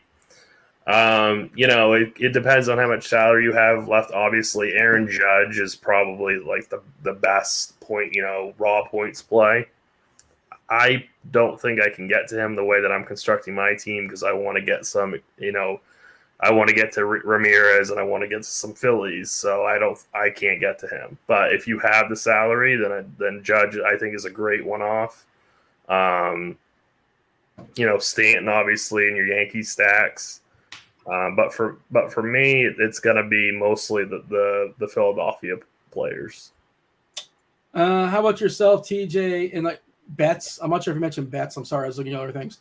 But he's still really cheap for whatever reason. He's 4.4K on DK, which is probably about 1,000 too cheap. Just when you consider his talent, I don't necessarily want to pick on Aaron Marquez a ton. Like he's not been good this year, obviously, but he's theoretically a better arm in there than most. You prefer the left side as well, but that's just way too cheap. That's also too cheap on FanDuel.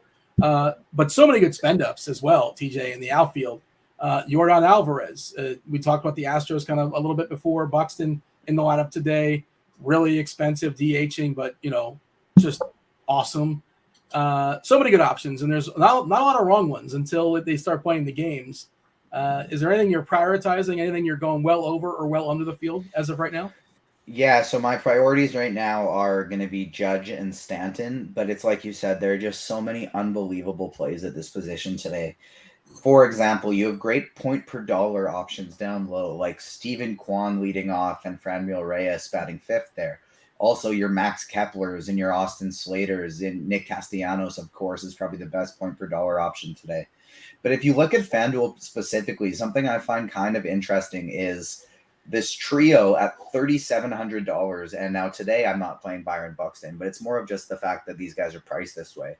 Seeing Byron Buxton, Mookie Betts, and Giancarlo Stanton all together at $3,700 on FanDuel just feels broken. Buxton I'm not playing today because of the weather, but those guys are all too cheap. Kyle Schwarber, $3,900 is too cheap. Yordan Alvarez and Ronald Acuna, they're the two highest priced guys, but they're both still in phenomenal positions as well, as is Kyle Tucker. So for me, I'm prioritizing the Yankees today. I'm getting to some Ronald Acuna because I like him in tournaments. I don't think he's going to pick up as much ownership as some of these other guys, but there are just so many phenomenal outfielders today. I think if you're not playing your utility position on FanDuel from first, it's definitely an outfielder. Hey, Tim, did you bet anything else? You're talking about one of the props you had earlier today. Is there anything else you kind of locked in? Any bets you like, player props? I'm checking to see. I'm scouring what the Marlins stolen base odds are. I know I saw Birdie earlier today was even money, which is just wild. You don't really see that. I got him at plus 115.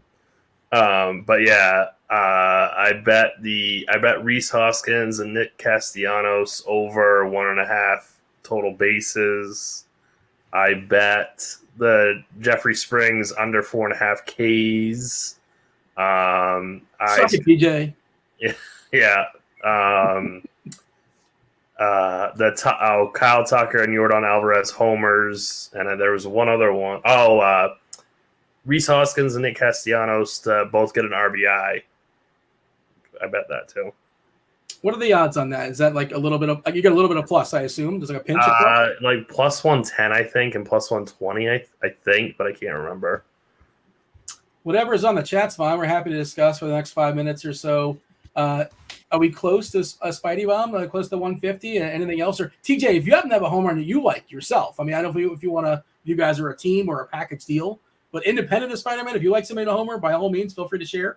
But otherwise, I'm going to ask Tim for some homers.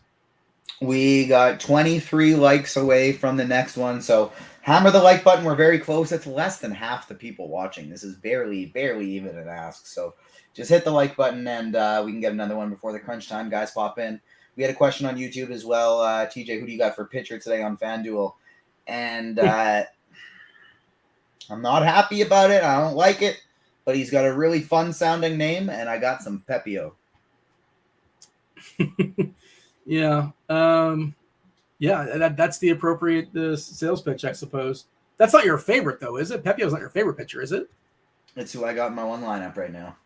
Okay, so you're doing wedding stuff as opposed to MMEing? Is that what's happening? I know you were talking about possibly running out a bunch of lineups. As of right now, we're running out one, and that's that. Yeah, that's that. We're going to stick to it. So I'm going to be smart, do some bankroll management, get some work done. My better judgment is holding firm today. Alex wants to know if we missed the Giants talk. We mentioned the Giants. We talked about them. They're a team. They're playing baseball tonight. I think, TJ, you like them more than everybody else. Like the Giants. I like the Giants a lot. They're a top 3 stack for me tonight. Okay. We're still waiting on a lineup, correct? Yes. And yeah, Pepio is more of a Fanduel play than a DK play. If you're going to play him, Shannon's saying Pepio 9-9 on DK. Tim, we're not playing Pepio on DK, correct? No. I think that's a real bad play. Shannon wants to know, anyone liking the D-backs tonight? Wood projecting fairly high owned. Yeah. I mean, I think that you're going to need a big ceiling. Like if this were a smaller slate, that would be an okay idea. I don't think that they're going to have quite the raw point upside to win you a tournament tonight. Zach is saying Pepio was lighting up dudes in AAA. I did not look at his AAA numbers. Now I'm kind of curious. We'll take a peek in a second. Green Gang is saying, I think he's looking at TJ's lineup because he's saying he's playing Pepio on FanDuel with Yankees and Astros. Is that kind of sort of what you're doing? It's not my lineup, but I like it. Okay. Well, I feel like you like the Yankees and I feel like you like Pepio. Maybe you didn't make it to the Astros. But I do. No, and I like the Astros a lot too. And that's the thing is it's not that I actually like Pepio that much as I like these bats and don't like any pitchers. And so that's why I'm okay with going with the high upside bats like Houston and like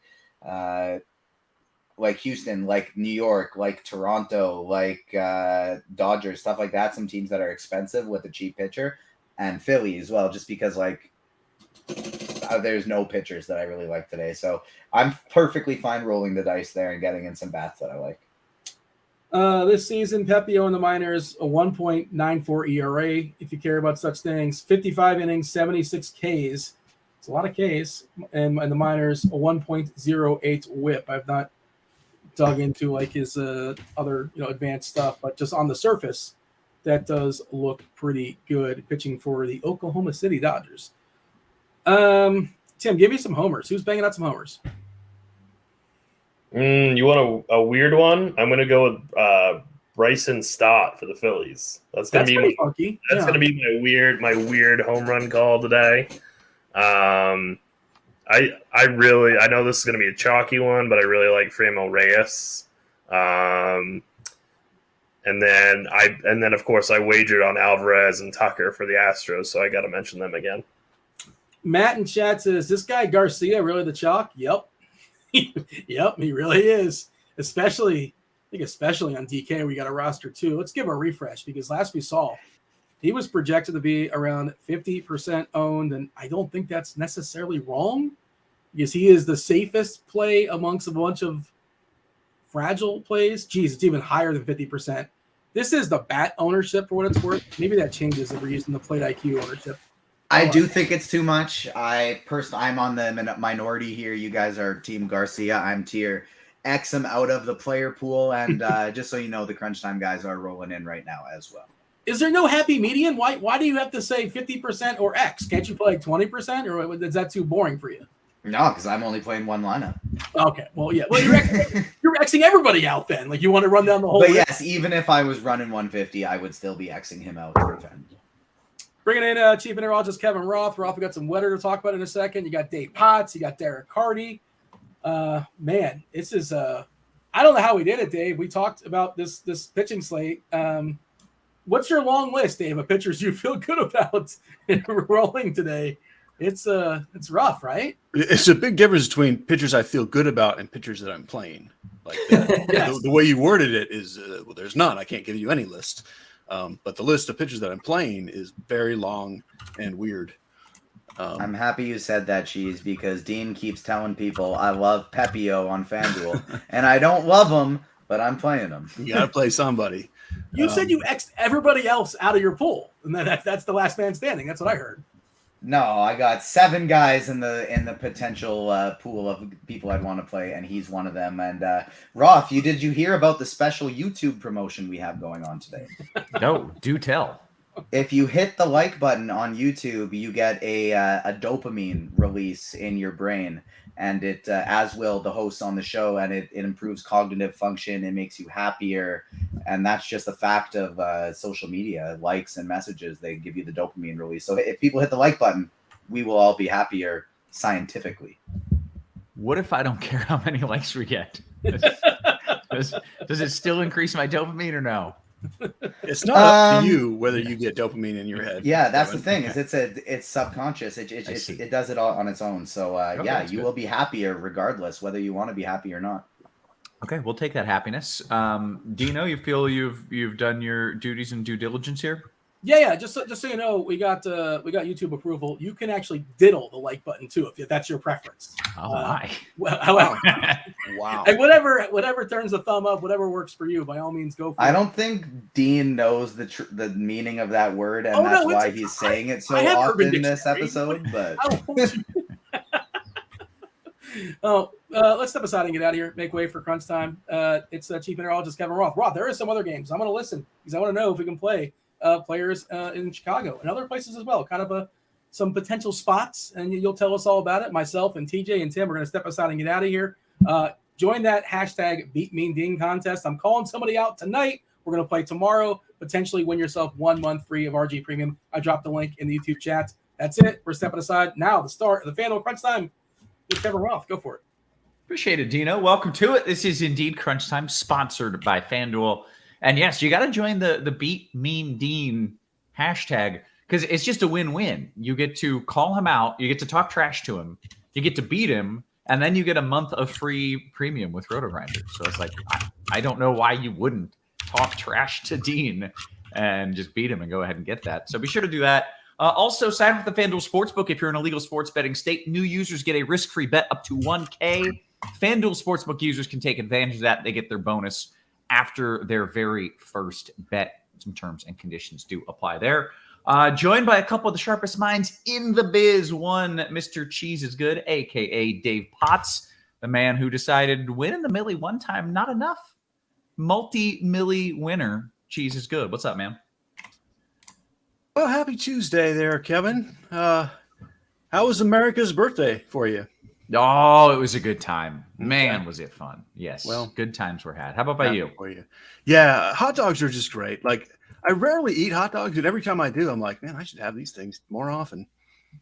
I found that I have to go up to like classy hot dogs. I can't eat like a ballpark Frank, and that might even be some people consider that high end. But no, I agree. You can't just have any nonsense hot dog. Yes, because sometimes the texture of them, you bite it and like, what is this mush? It's got to be a good hot dog. Nathan's or higher. I'm very elitist about my hot dog eating. That's a weird thing to say. Hey, we got Carty as well. Carty, how you doing, man? I'm doing pretty good. We got a pretty crappy slate, but otherwise doing pretty good. I've heard there are some pitching issues, but maybe the bat has somebody who costs like $5K who sucks, but you're like, hey, he costs $5K, who cares? Sorry, dealing with some issues with the bat right now. Yeah, just got a message in that the bat is having a little outage. So we will let you focus on that. I'm going to talk a little bit of weather. The good news is I've memorized every number in the bat, so if it doesn't come back, I can read them off for you. Yeah, you do. I am always impressed when someone asks, like, "Hey, I need someone for 2-7 at this position. What's your favorite play?" And you just know without looking. You know what dude is at these various price points. I don't know how you do that, Cheese. That's what you get from just hand building lineups all day right up until this show. Right, all day. Okay, so let's talk about the weather here. First off, there's a late start in Cincinnati. That's not on the main slate, right? We don't really care. And if you are playing some sort of season long or whatever, it's going to be fine. There's one little storm, no issues there. The two games that I have some level of concern on, or at least some legitimate level of concern on, would be Boston, where it's definitely going to rain. And my gut is just that they're going to play through the rain, because if they don't, they have to postpone it. Like, those are their choices: postpone for light rain or play through light rain. And I think they're going to choose to play through it. So, geez, what do we want in Boston? I assume we want at least bats. But It's mostly bats. I mean, the pitchers are in play in the sense that a lot of pitchers are in play, but you're not really losing anything if you take the pitchers out. Yeah, I don't think there's a huge difference between the two. If they late start in Boston, I would not play bats. I'd be a little bit nervous. And if they late start, let me kind of reevaluate everything about what's happening in Boston. Okay. But going under the assumption that they do not, I think they're going to play. I think they're going to get wet. I think they're going to finish the game likely uninterrupted. Chicago is the game where, like, honestly, I don't know what the hell is going to happen. There's storms that are going to pop up. I just can't tell you where they're going to. I wish I could. I can show you where forecast models think they're going to pop up, but that's probably not where it's going to happen. The likely outcome is that they play, and maybe even the likely outcome is that they play without any issues. But if they get one storm to pop up and cause a delay, then it brings in this later round of storms that should be arriving around game end or so. There's a decent amount of ways it can go very, very wrong. So if it's a cash build and you don't need it and you don't love it, I would stay away from it. If it's tournaments, and you're okay with some I don't think risk. there's anything in that game for cash anyway. I would skip it. Cool. And in tournaments, if you want to stack it and just maybe 60% odds, everything goes fine for you, go for it. That's fine. Maybe you'll get some lower ownership on it. But that's pretty much it as far as weather. I wish I had a more definitive answer in Chicago, but when the storms haven't formed, I'm just shooting darts with my eyes closed. That's what we're doing with our lineup, so it's all good. Yeah, right. Okay, well, let's talk about some of these pitchers, Cheese.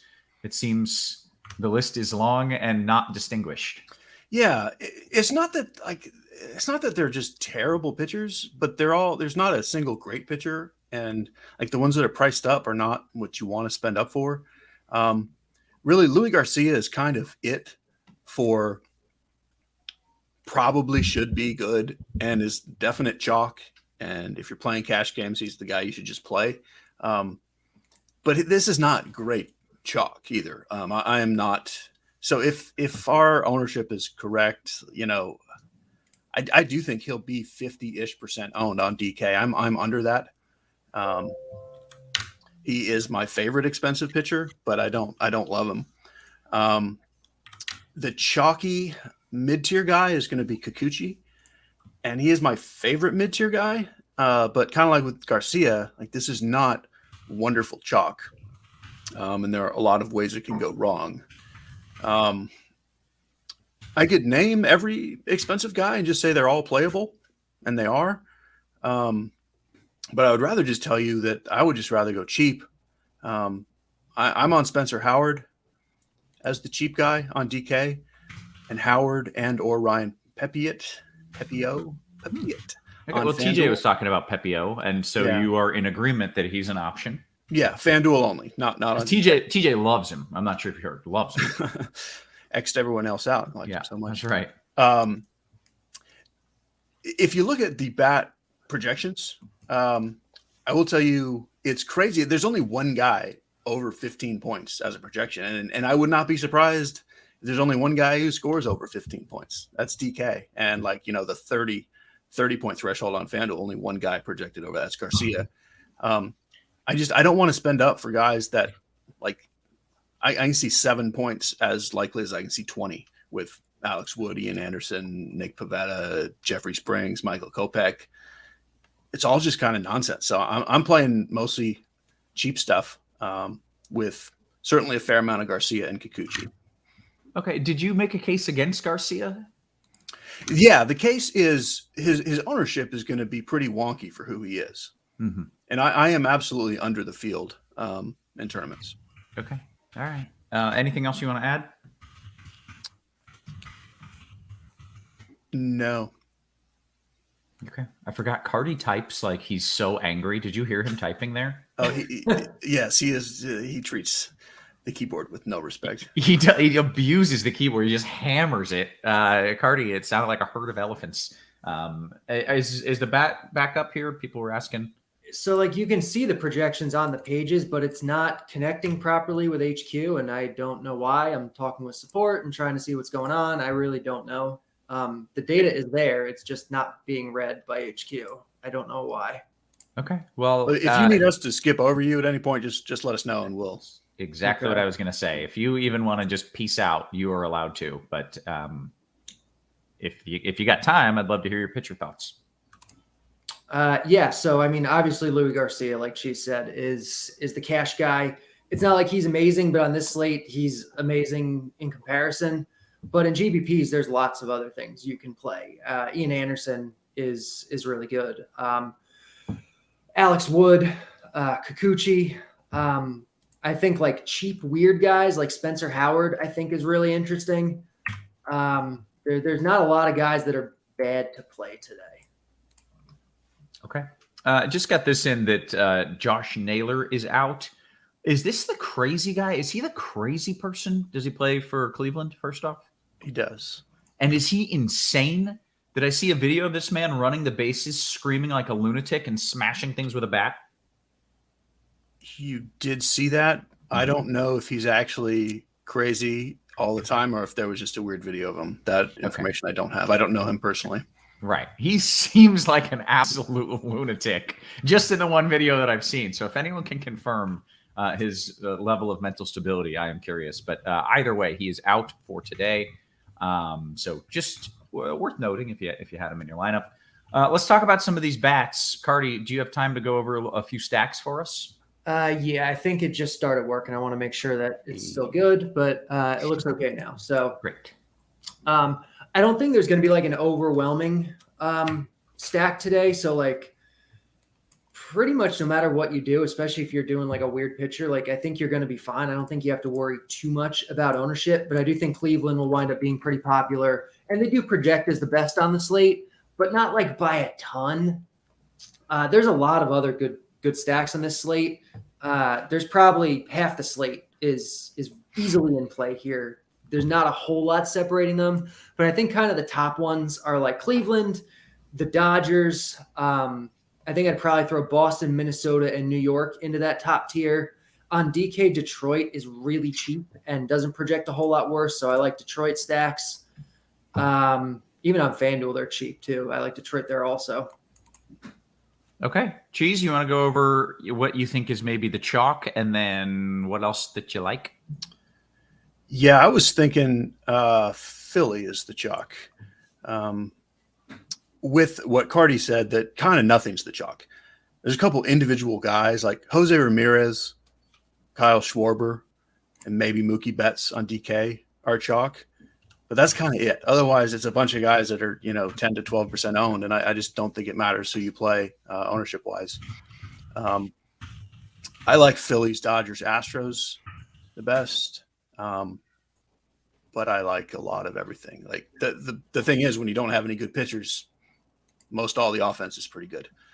So you could name any team on the slate, and I would not yell at you for stacking them. Okay. You got a favorite out of Philly? Okay, sorry, you said that just before I was looking at weather. A couple of people asked me about weather in Baltimore. Do people want pitchers there or hitters? Both. Or both. Okay. The storms have already cleared Baltimore, and there's a low chance of a little pop-up bringing a brief delay. I don't think it's very likely, and I think if it happens, you're probably talking a 30 or 40-minute delay, and then you're back to baseball. So you certainly 100% okay for hitters, and you're like 90+% okay for pitchers. So that's the cheap pitcher. That's Spencer Howard. Okay. And yeah, I mean, if you get 7 points and then a delay, it's fine. Yeah, I wouldn't fade it in any capacity, but I also don't want to promise you there won't be a delay because there could be a pop-up. Models are showing like 1 in the whole area. Okay, let's go position by position here now that we've talked some stacks. And Cheese, you can lead us off with a little catcher talk. Your boy Will Smith here, just dominating the P-own. Yeah, he's the guy, and he's very playable on FanDuel. Both Will Smith and Real Muto are in my FanDuel pool as well. On DK, where you need a catcher, assuming Yermin Mercedes, your man, Your man, Mercedes. That's it. You nailed it. Yeah. If he's batting 5th or 6th, which I think is likely, he's the best cheap guy, 3,200. You're allowed to play Carson Kelly, assuming he's in lineup just because he's 2K. I think you can play. I do kind of like Gary Sanchez in tournaments. Moreno is another cheap guy on the other lineup we're waiting for. But Smith and Real Muto are the correct answers to who to play. Okay, great. Carty, what do you like? You're nodding in agreement. Yeah, Will Smith is the top guy. He's really good. Real Muto is also really good. I wouldn't say it's wrong to play Eric Haas. He's 4K. The bet really likes Detroit for their prices today. Like Cal Quantrill is not very good. And Eric Haas has got power. I think he's fine if you need to save a little bit of money. Okay, great. Let's go to first. First base, Rhys Hoskins is kind of the play here. Especially someone just said Vlad is not in the Blue Jays lineup, which, Vlad's always an option. But Hoskins is pretty cheap on both sites. He's facing Paolo Espino, who is not especially good, despite Cheese playing him last time out. Cheese is a noted Paolo Espino lover, if I recall. Yeah. I don't think he's that good, and Rhys Hoskins is good. He's 3.6 on FanDuel. He's 4.3 on DraftKings. He projects as the top guy. I think he's pretty easily the one that you want to look at as your first baseman. You can go down in the same lineup. Derek Hall is hitting cleanup for Philly. He's 2.7 on DraftKings, so he's really cheap. Juan Yepez, the Cardinals kind of shifted up their order tonight. They bumped Tommy Edman down. Yepez is hitting second. He's 2.6 on FanDuel, so I think he's a good play. And I do think it's fine to play a guy like Will Smith or even Eric Haas on FanDuel. He's 2.3 there, so he's really cheap. So I'm fine kind of with any of that. All right, Cheese first. Yeah, I'm so bummed that Guerrero's not in. Not so much like I didn't love Guerrero, but I like the Toronto stack, and I loved doing the Toronto stack without Guerrero. Just to be different because I like first base so much. Now that's not different because that's the only way to do it. Now it's just dumb chalk. All right. I mean, it's not chalk, but yeah. Okay. Anyhow, first base. Hoskins and Hall. Play them. They're fantastic. I really like the Cardinals today.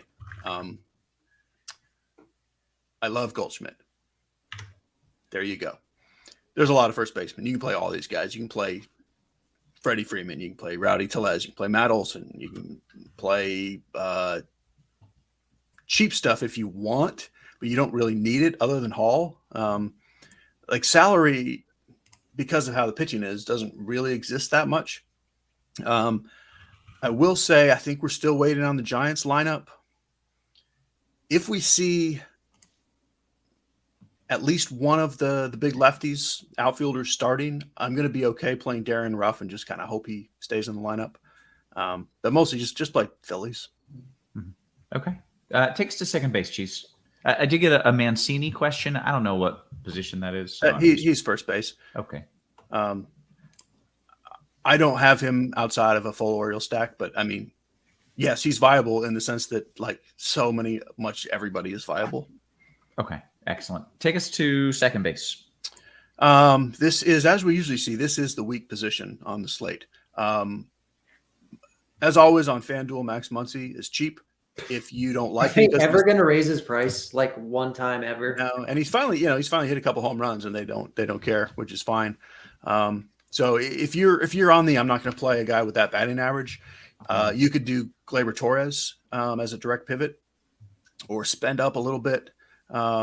You could do Trevor Story, you could do Marcus Semien, or all the way up to Jose Altuve. But this is the weak spot where I like playing a guy in a stack.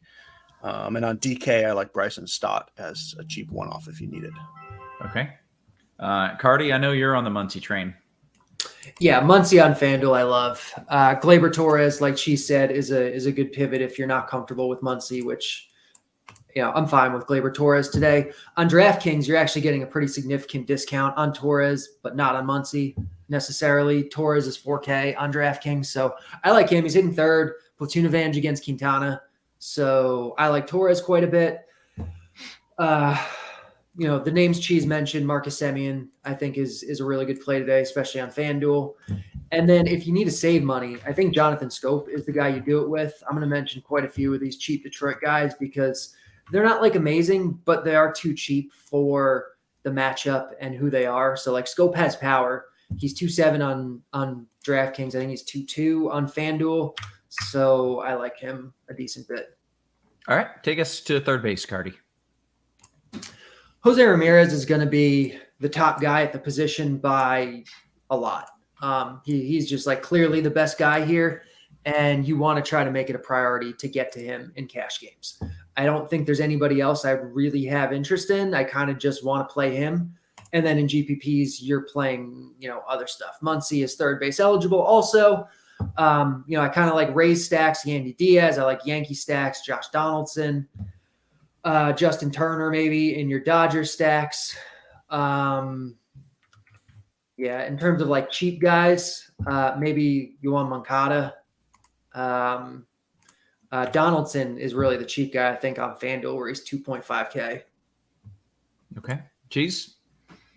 Yeah, Ramirez is almost certainly the chalk at any position. Kind of best play on the slate candidate. I like spending up to be different a little bit in tournaments with like Riley, Arenado, Bregman, but none of them are as good as Jose Ramirez. So like you're doing it to be sneaky. Otherwise, you're spending down. Like Carty said, Donaldson's kind of the obviously too cheap guy. Moncada again on DK, but you just don't really need that salary to take a guy like that at third base. So I would rather use my punt somewhere else. All right, let's go to shortstop. Shortstop is kind of like we saw yesterday. It's really deep and really clustered. And it's all clustered in the same pricing tier other than Trey Turner on FanDuel is a little bit more. I like, you're going to all be stunned, Corey Seager the best. I know, who saw that coming? I do like Trey Turner, of course. Trevor Story is interesting on FanDuel. Tim Anderson and Correa are okay. Jeremy Pena interests me. And Bo Bichette. I'm really pretty well spread out amongst all those top guys. Okay. Carty, shortstop? Yeah, I like all those guys. The one that I would put in with all the top guys today that Cheese did not mention is Ahmed Rosario. The bat likes him as the second best on the slate behind Trey Turner, but really it's kind of like all bunched up the top, 5 or 6 or however many guys, but you're getting the biggest discount on Rosario. He's 3K on FanDuel. He's 4.7 on DraftKings. He's hitting second. It's a good spot. It's a really good stolen base spot. Hutchison is easy to steal on. The catcher is easy to steal on. The bullpen is easy to steal on. And so this is a really good stolen base spot for Cleveland. And Rosario is you get a discount on him relative to these other guys. So I would definitely throw him into the mix. Okay. Let's go to the outfield, Carty. What do you like? So we don't have a Dodgers lineup yet, but presumably Mookie Betts is going to be playing tonight. And on DraftKings, he's 4.4K. And that is just silly because he's a 6K hitter who you're getting for 4.4K. So he's exceptionally good on DraftKings. On FanDuel, though, where price doesn't really matter as much, where you're not getting a big discount on him, the other top guys are firmly in play. Aaron Judge is 4K on FanDuel with platoon advantage against Quintana. Kyle Schwarber is in a really good spot leading off against Espino. Byron Buxton is in a really good spot going into the best home run park in baseball. Franmil Reyes is going to be chalky, I imagine, but on FanDuel, he's 2.5K. On DraftKings, he's 3.2K. He's a fantastic play. I mentioned Schwarber, but I think Castellanos is a good play also. On DraftKings, another cheap Tigers bat. Riley Green is 2.5K hitting leadoff. I think he's a phenomenal value. I think Harold Ramirez hitting second for Tampa Bay for 2.7 is a really good value. Robbie Grossman, another cheap Tiger for 2.6, I think is a good value. So there's a lot to like here. On FanDuel, the cheap guys, though, I think are Franmil, Castellanos, Max Kepler's 2.5K. So those are my outfielders. Okay. Cheese. So much to like. The spend ups are fantastic, and you can get several of them. I love Judge and Stanton and Alvarez and Tucker. I don't think any of them will be incredibly popular. I think Schwarber probably comes in ahead of those guys, who I also love. Definitely make sure, like Carty mentioned, if you're playing Mookie Betts, who's a great play on DK, make sure you check the lineup. It's coming off the IL. Like, I wouldn't be stunned if he got a night off sometime in the next few days. And then if he does, Bellinger gets moved up. I wouldn't even mind just pivoting to Bellinger if it's a Dodger stack, and even though you got a little extra money. Agree with Riley Green is also my favorite cheap guy on DK. I like everything, but I really like the spend ups in the outfield, which is why I'm playing cheap nonsense pitchers. Okay, fair enough. Let's see, one stack to win it all. Cheese, you mentioned Philly as one of your favorites. Is that to win it all though? Is going to be the Cardinals. Okay, Carty. One stack to win it all? Cardinals. That is a really interesting choice. Normally, me and Cheese are like on the same ones. Like they weren't on my radar at all. I would say, I'm going to say the Tigers. Maybe more as a mini stack, but I think you can full stack them too. And, with some studs around them or something like that. I think you can make that work. Cheese, you want to talk about your Cardinals a little bit? Yeah, when Ian Anderson is off, which he's been a lot, he is truly the worst. Like, he's very talented. Like, the range of outcomes on Ian Anderson is wild. And like we saw, he started last week, and I stacked against him, and the Phillies scored like 400 runs. Unfortunately, it was a Wrigley wind day, and then the Cubs came and scored 402 runs. Yeah. So it was still just really good and not great. He's just the kind of guy that I love playing against, knowing we could get the good Anderson and they do nothing. But the bad Anderson against the Cardinals, I love it. The Cardinals lineup is really good. Okay, great. Let's take some of these QQs. We've got about 10 minutes until lock here. Haven't seen anything in Boston, and they're starting dry, which is a good sign. So I think we just go along with, play things there. In Chicago, still no changes. There's some storms nearby. Nothing immediately over the ballpark. So far, so good. But literally a storm could pop on top of the ballpark at any moment, and I don't know if it will or not. Some QQs here. The roof in Arizona is closed. This is DKGPP. So is it better to play wood? Carty, I'm giving this to you. The roof in Arizona is closed. So is it better to play wood or a giant stack against a bad lefty, or go crazy and play them together?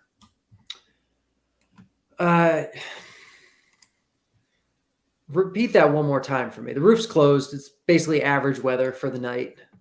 So do you like wood or a giant stack? I prefer wood. The bad ownership actually thinks the Giants are going to see a decent amount of ownership. And I don't think they deserve it. So. Okay, great. Cheese, got a FanDuel cash question for you here from Mlb Dfs. Betts and Hall or Judge and Ruff? Betts and Hall. Crazy Coop says, hey, Rizzo scratch, but the Carpenter with his 70s style mustache is at the front door. Are you letting him into your lineup? I mean, it's Matt Carpenter, but I mean, realistically, no, he's not really on the list. In a Yankee stack, sure, but no. But he has like a lot of home runs and like 60 at-bats or something insane, right? Yes, he homers every other at-bat, which is going to be one homer tonight, probably. Just one. It really, Matt Carpenter in Pittsburgh against a decent lefty is not a fantastic play. Okay. All right. I know it pains you to say that, so it must be true. All right. Let's see. Scrolling down a little bit here. Carty Raymond says, FanDuel GPP, do you like Acuna and Pena or Judge and Corey Seager? Judge and Corey Seager is the better option. Probably higher owned, so it depends on the rest of your lineup, but they are the better kind of straight up play. Oh, okay, great. Cheese DUI says, in a GPP, do you trust Spencer Howard's AAA numbers to transfer to tonight's game, or are stacking the Orioles a better way to go? So this is another one of those where they're kind of both equal. Yeah, so I mean, absolutely not trust his numbers, and they certainly won't transfer. I mean, he's not going to be a 30% strikeout guy. I think I'm clearly on record saying I like Spencer Howard. I'm playing a lot of Spencer Howard. I have one Orioles stack. I wouldn't mind having more because, yeah, it's a wide range of outcomes on him too. And generally when he's come up, he's like, he might just be a quad A pitcher, meaning one of those guys who's good in the minors and can't make it at the majors. Mm-hmm. I'm playing Howard. One thing I'll say with Howard, they've basically treated him with kid gloves for like the last couple of years. Like he throws 40 pitches, 50 pitches, 60 pitches, and that's it. He's been throwing a lot of pitches lately. He's gone over 80 in 6 of his last 7 starts. He went over 90 in his last start. So they might actually let him go now, which makes him interesting, I think, especially in a matchup where this is a very strikeout heavy Baltimore offense. He's very cheap. I think there's some sneaky upside here. Okay, nice. Let's see. Carty, FanDuel Cash, 2v2, Donaldson Judge or Quan and J-Ram? I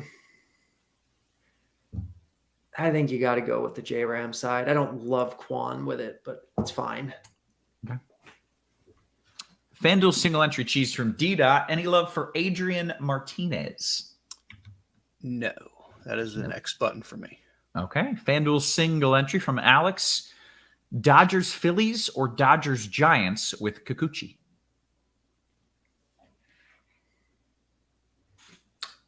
It's Dodgers Phillies for me. Okay, great. DK single entry cheese. I'm stacking the Stros. Who's a better one-off? Yepes or Castellanos? I think I think you don't worry about ownership. Like I'm only thinking about it from an ownership perspective, saying you want to play Yepes instead, but just play Castellanos. Okay. If he could just leave the baseball forever so I never have to pronounce his name, I would be okay with that. Yeah. Timmy Tebow, DK Cash, Carty, Ian Anderson and Green, or he says Cucci, which I think is Kikuchi, and Harold Ramirez. The bat likes Ian Anderson slightly more than Kikuchi. On a normal slate, you'd take the discount, but like I don't know if there's a big difference between Riley Green and Harold Ramirez. Like neither's wrong. I tend to trust the bat, and I don't know. It's a honestly, I would play Kikuchi and Green. Honestly, is what I would do. Yeah, that's probably the move, especially because Kikuchi is going to be higher owned in cash. Maybe you just kind of go that way just because of that. Okay, but great. They are very similar plays. Okay. Let's see. DK Cash, Cheese, Glaber and Timmy Anderson, or Muncy and Rosario? Muncy Rosario.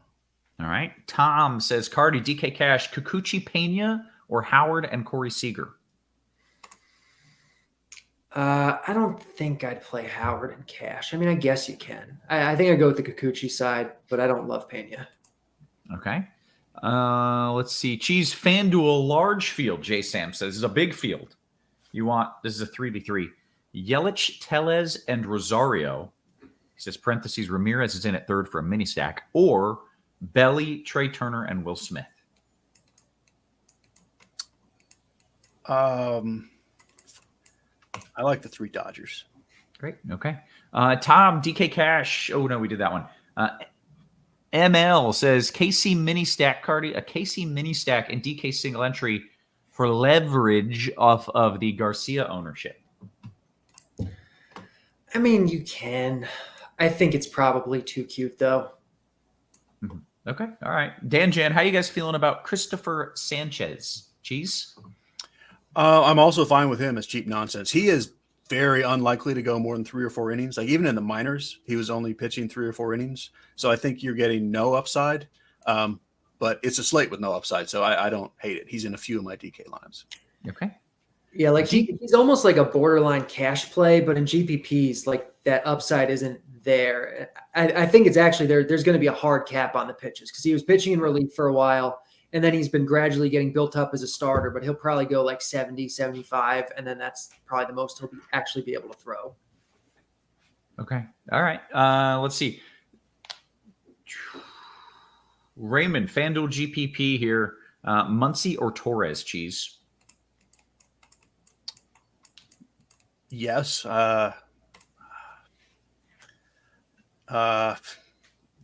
Muncy. Okay. All right. DKGPP.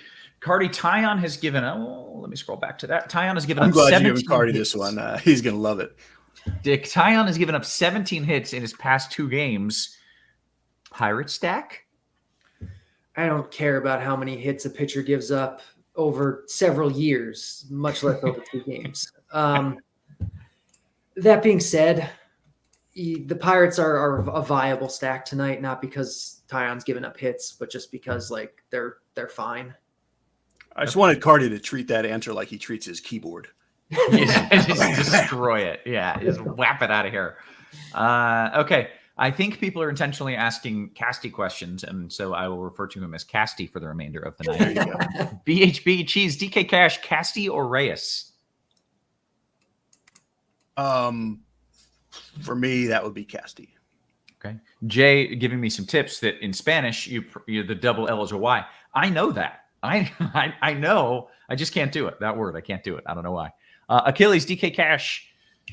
Let's see. Trey Turner and Riley Green, Carty, or Rosario and Casty? This is for Cash, you said? Yes. DK Cash, Trey Turner, Riley Green, or Rosario and Casty? Rosario and Casty. All right. Raj says, hey, Cheese, hope all is well. DKGPPQ for you.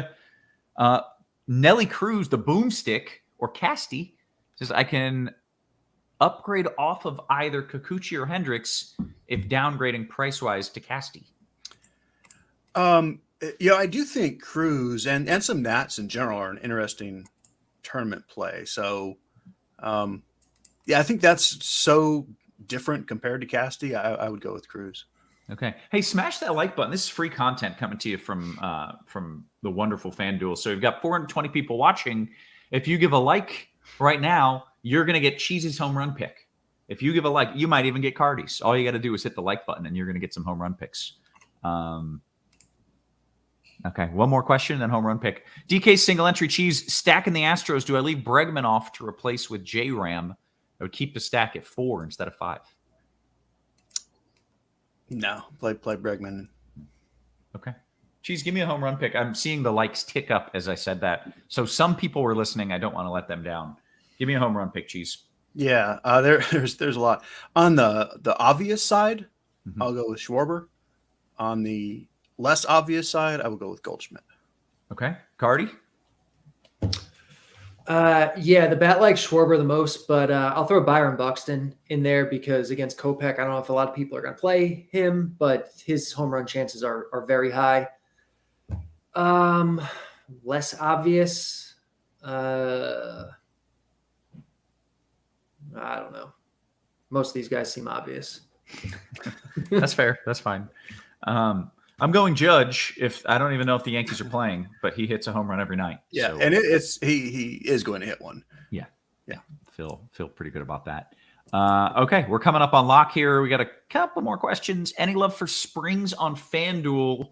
Cheese being the pitcher that is ugly and no Devers. Oh, being the pitcher the pitcher in general is ugly. Sorry, and no Devers in the lineup. Yes, theoretically, Alex Wood and Kikuchi are both better plays and they're cheaper. But even with that being said, I do have some Springs there because even though the matchup is worse, I think he's the better pitcher out of that group. So Love, no, but he's in my pool. Okay. FanDuel Cash, Carty, Betts or Stanton? I probably take Betts first, but it's very close. All right. Okay. DKGPP. Oh, I love will this say, question. if you don't have a Dodgers lineup in time for lock, just do Stanton. Is there no decent pivots if you put in Mookie? I mean, they're basically the same play. So if you see. don't know Mookie's playing, just play Stanton. Okay, that's fair. DKGPP, when you have a favorite stack, how many variations do you like to play? Cheese, I imagine this varies based on slate and how many lineups you have, but I am curious if you can kind of walk us through that. Yeah, it's pretty tough to answer because it's so different based on slate, how many stacks I like, and then how many lineups. I mean, I would almost say, tell me, like, how many lineups are you building to ask that question? Because, like, I could say, I have 22 variations, but in 150 stacks, if you have 22 lineups, then you don't want 20 variations. Right. Essentially, what I will say is on a slate like this, where it's super spread out, in like 50 lineups, I only have 3 or 4 of my favorite stacks. Well, that's not true in 50. I didn't get to 50 today. I got to about 30. And I have like 3 or 4 because there's so many stacks and they're so spread out. 3 or 4 variations of each stack. of a stack. Yeah. Okay.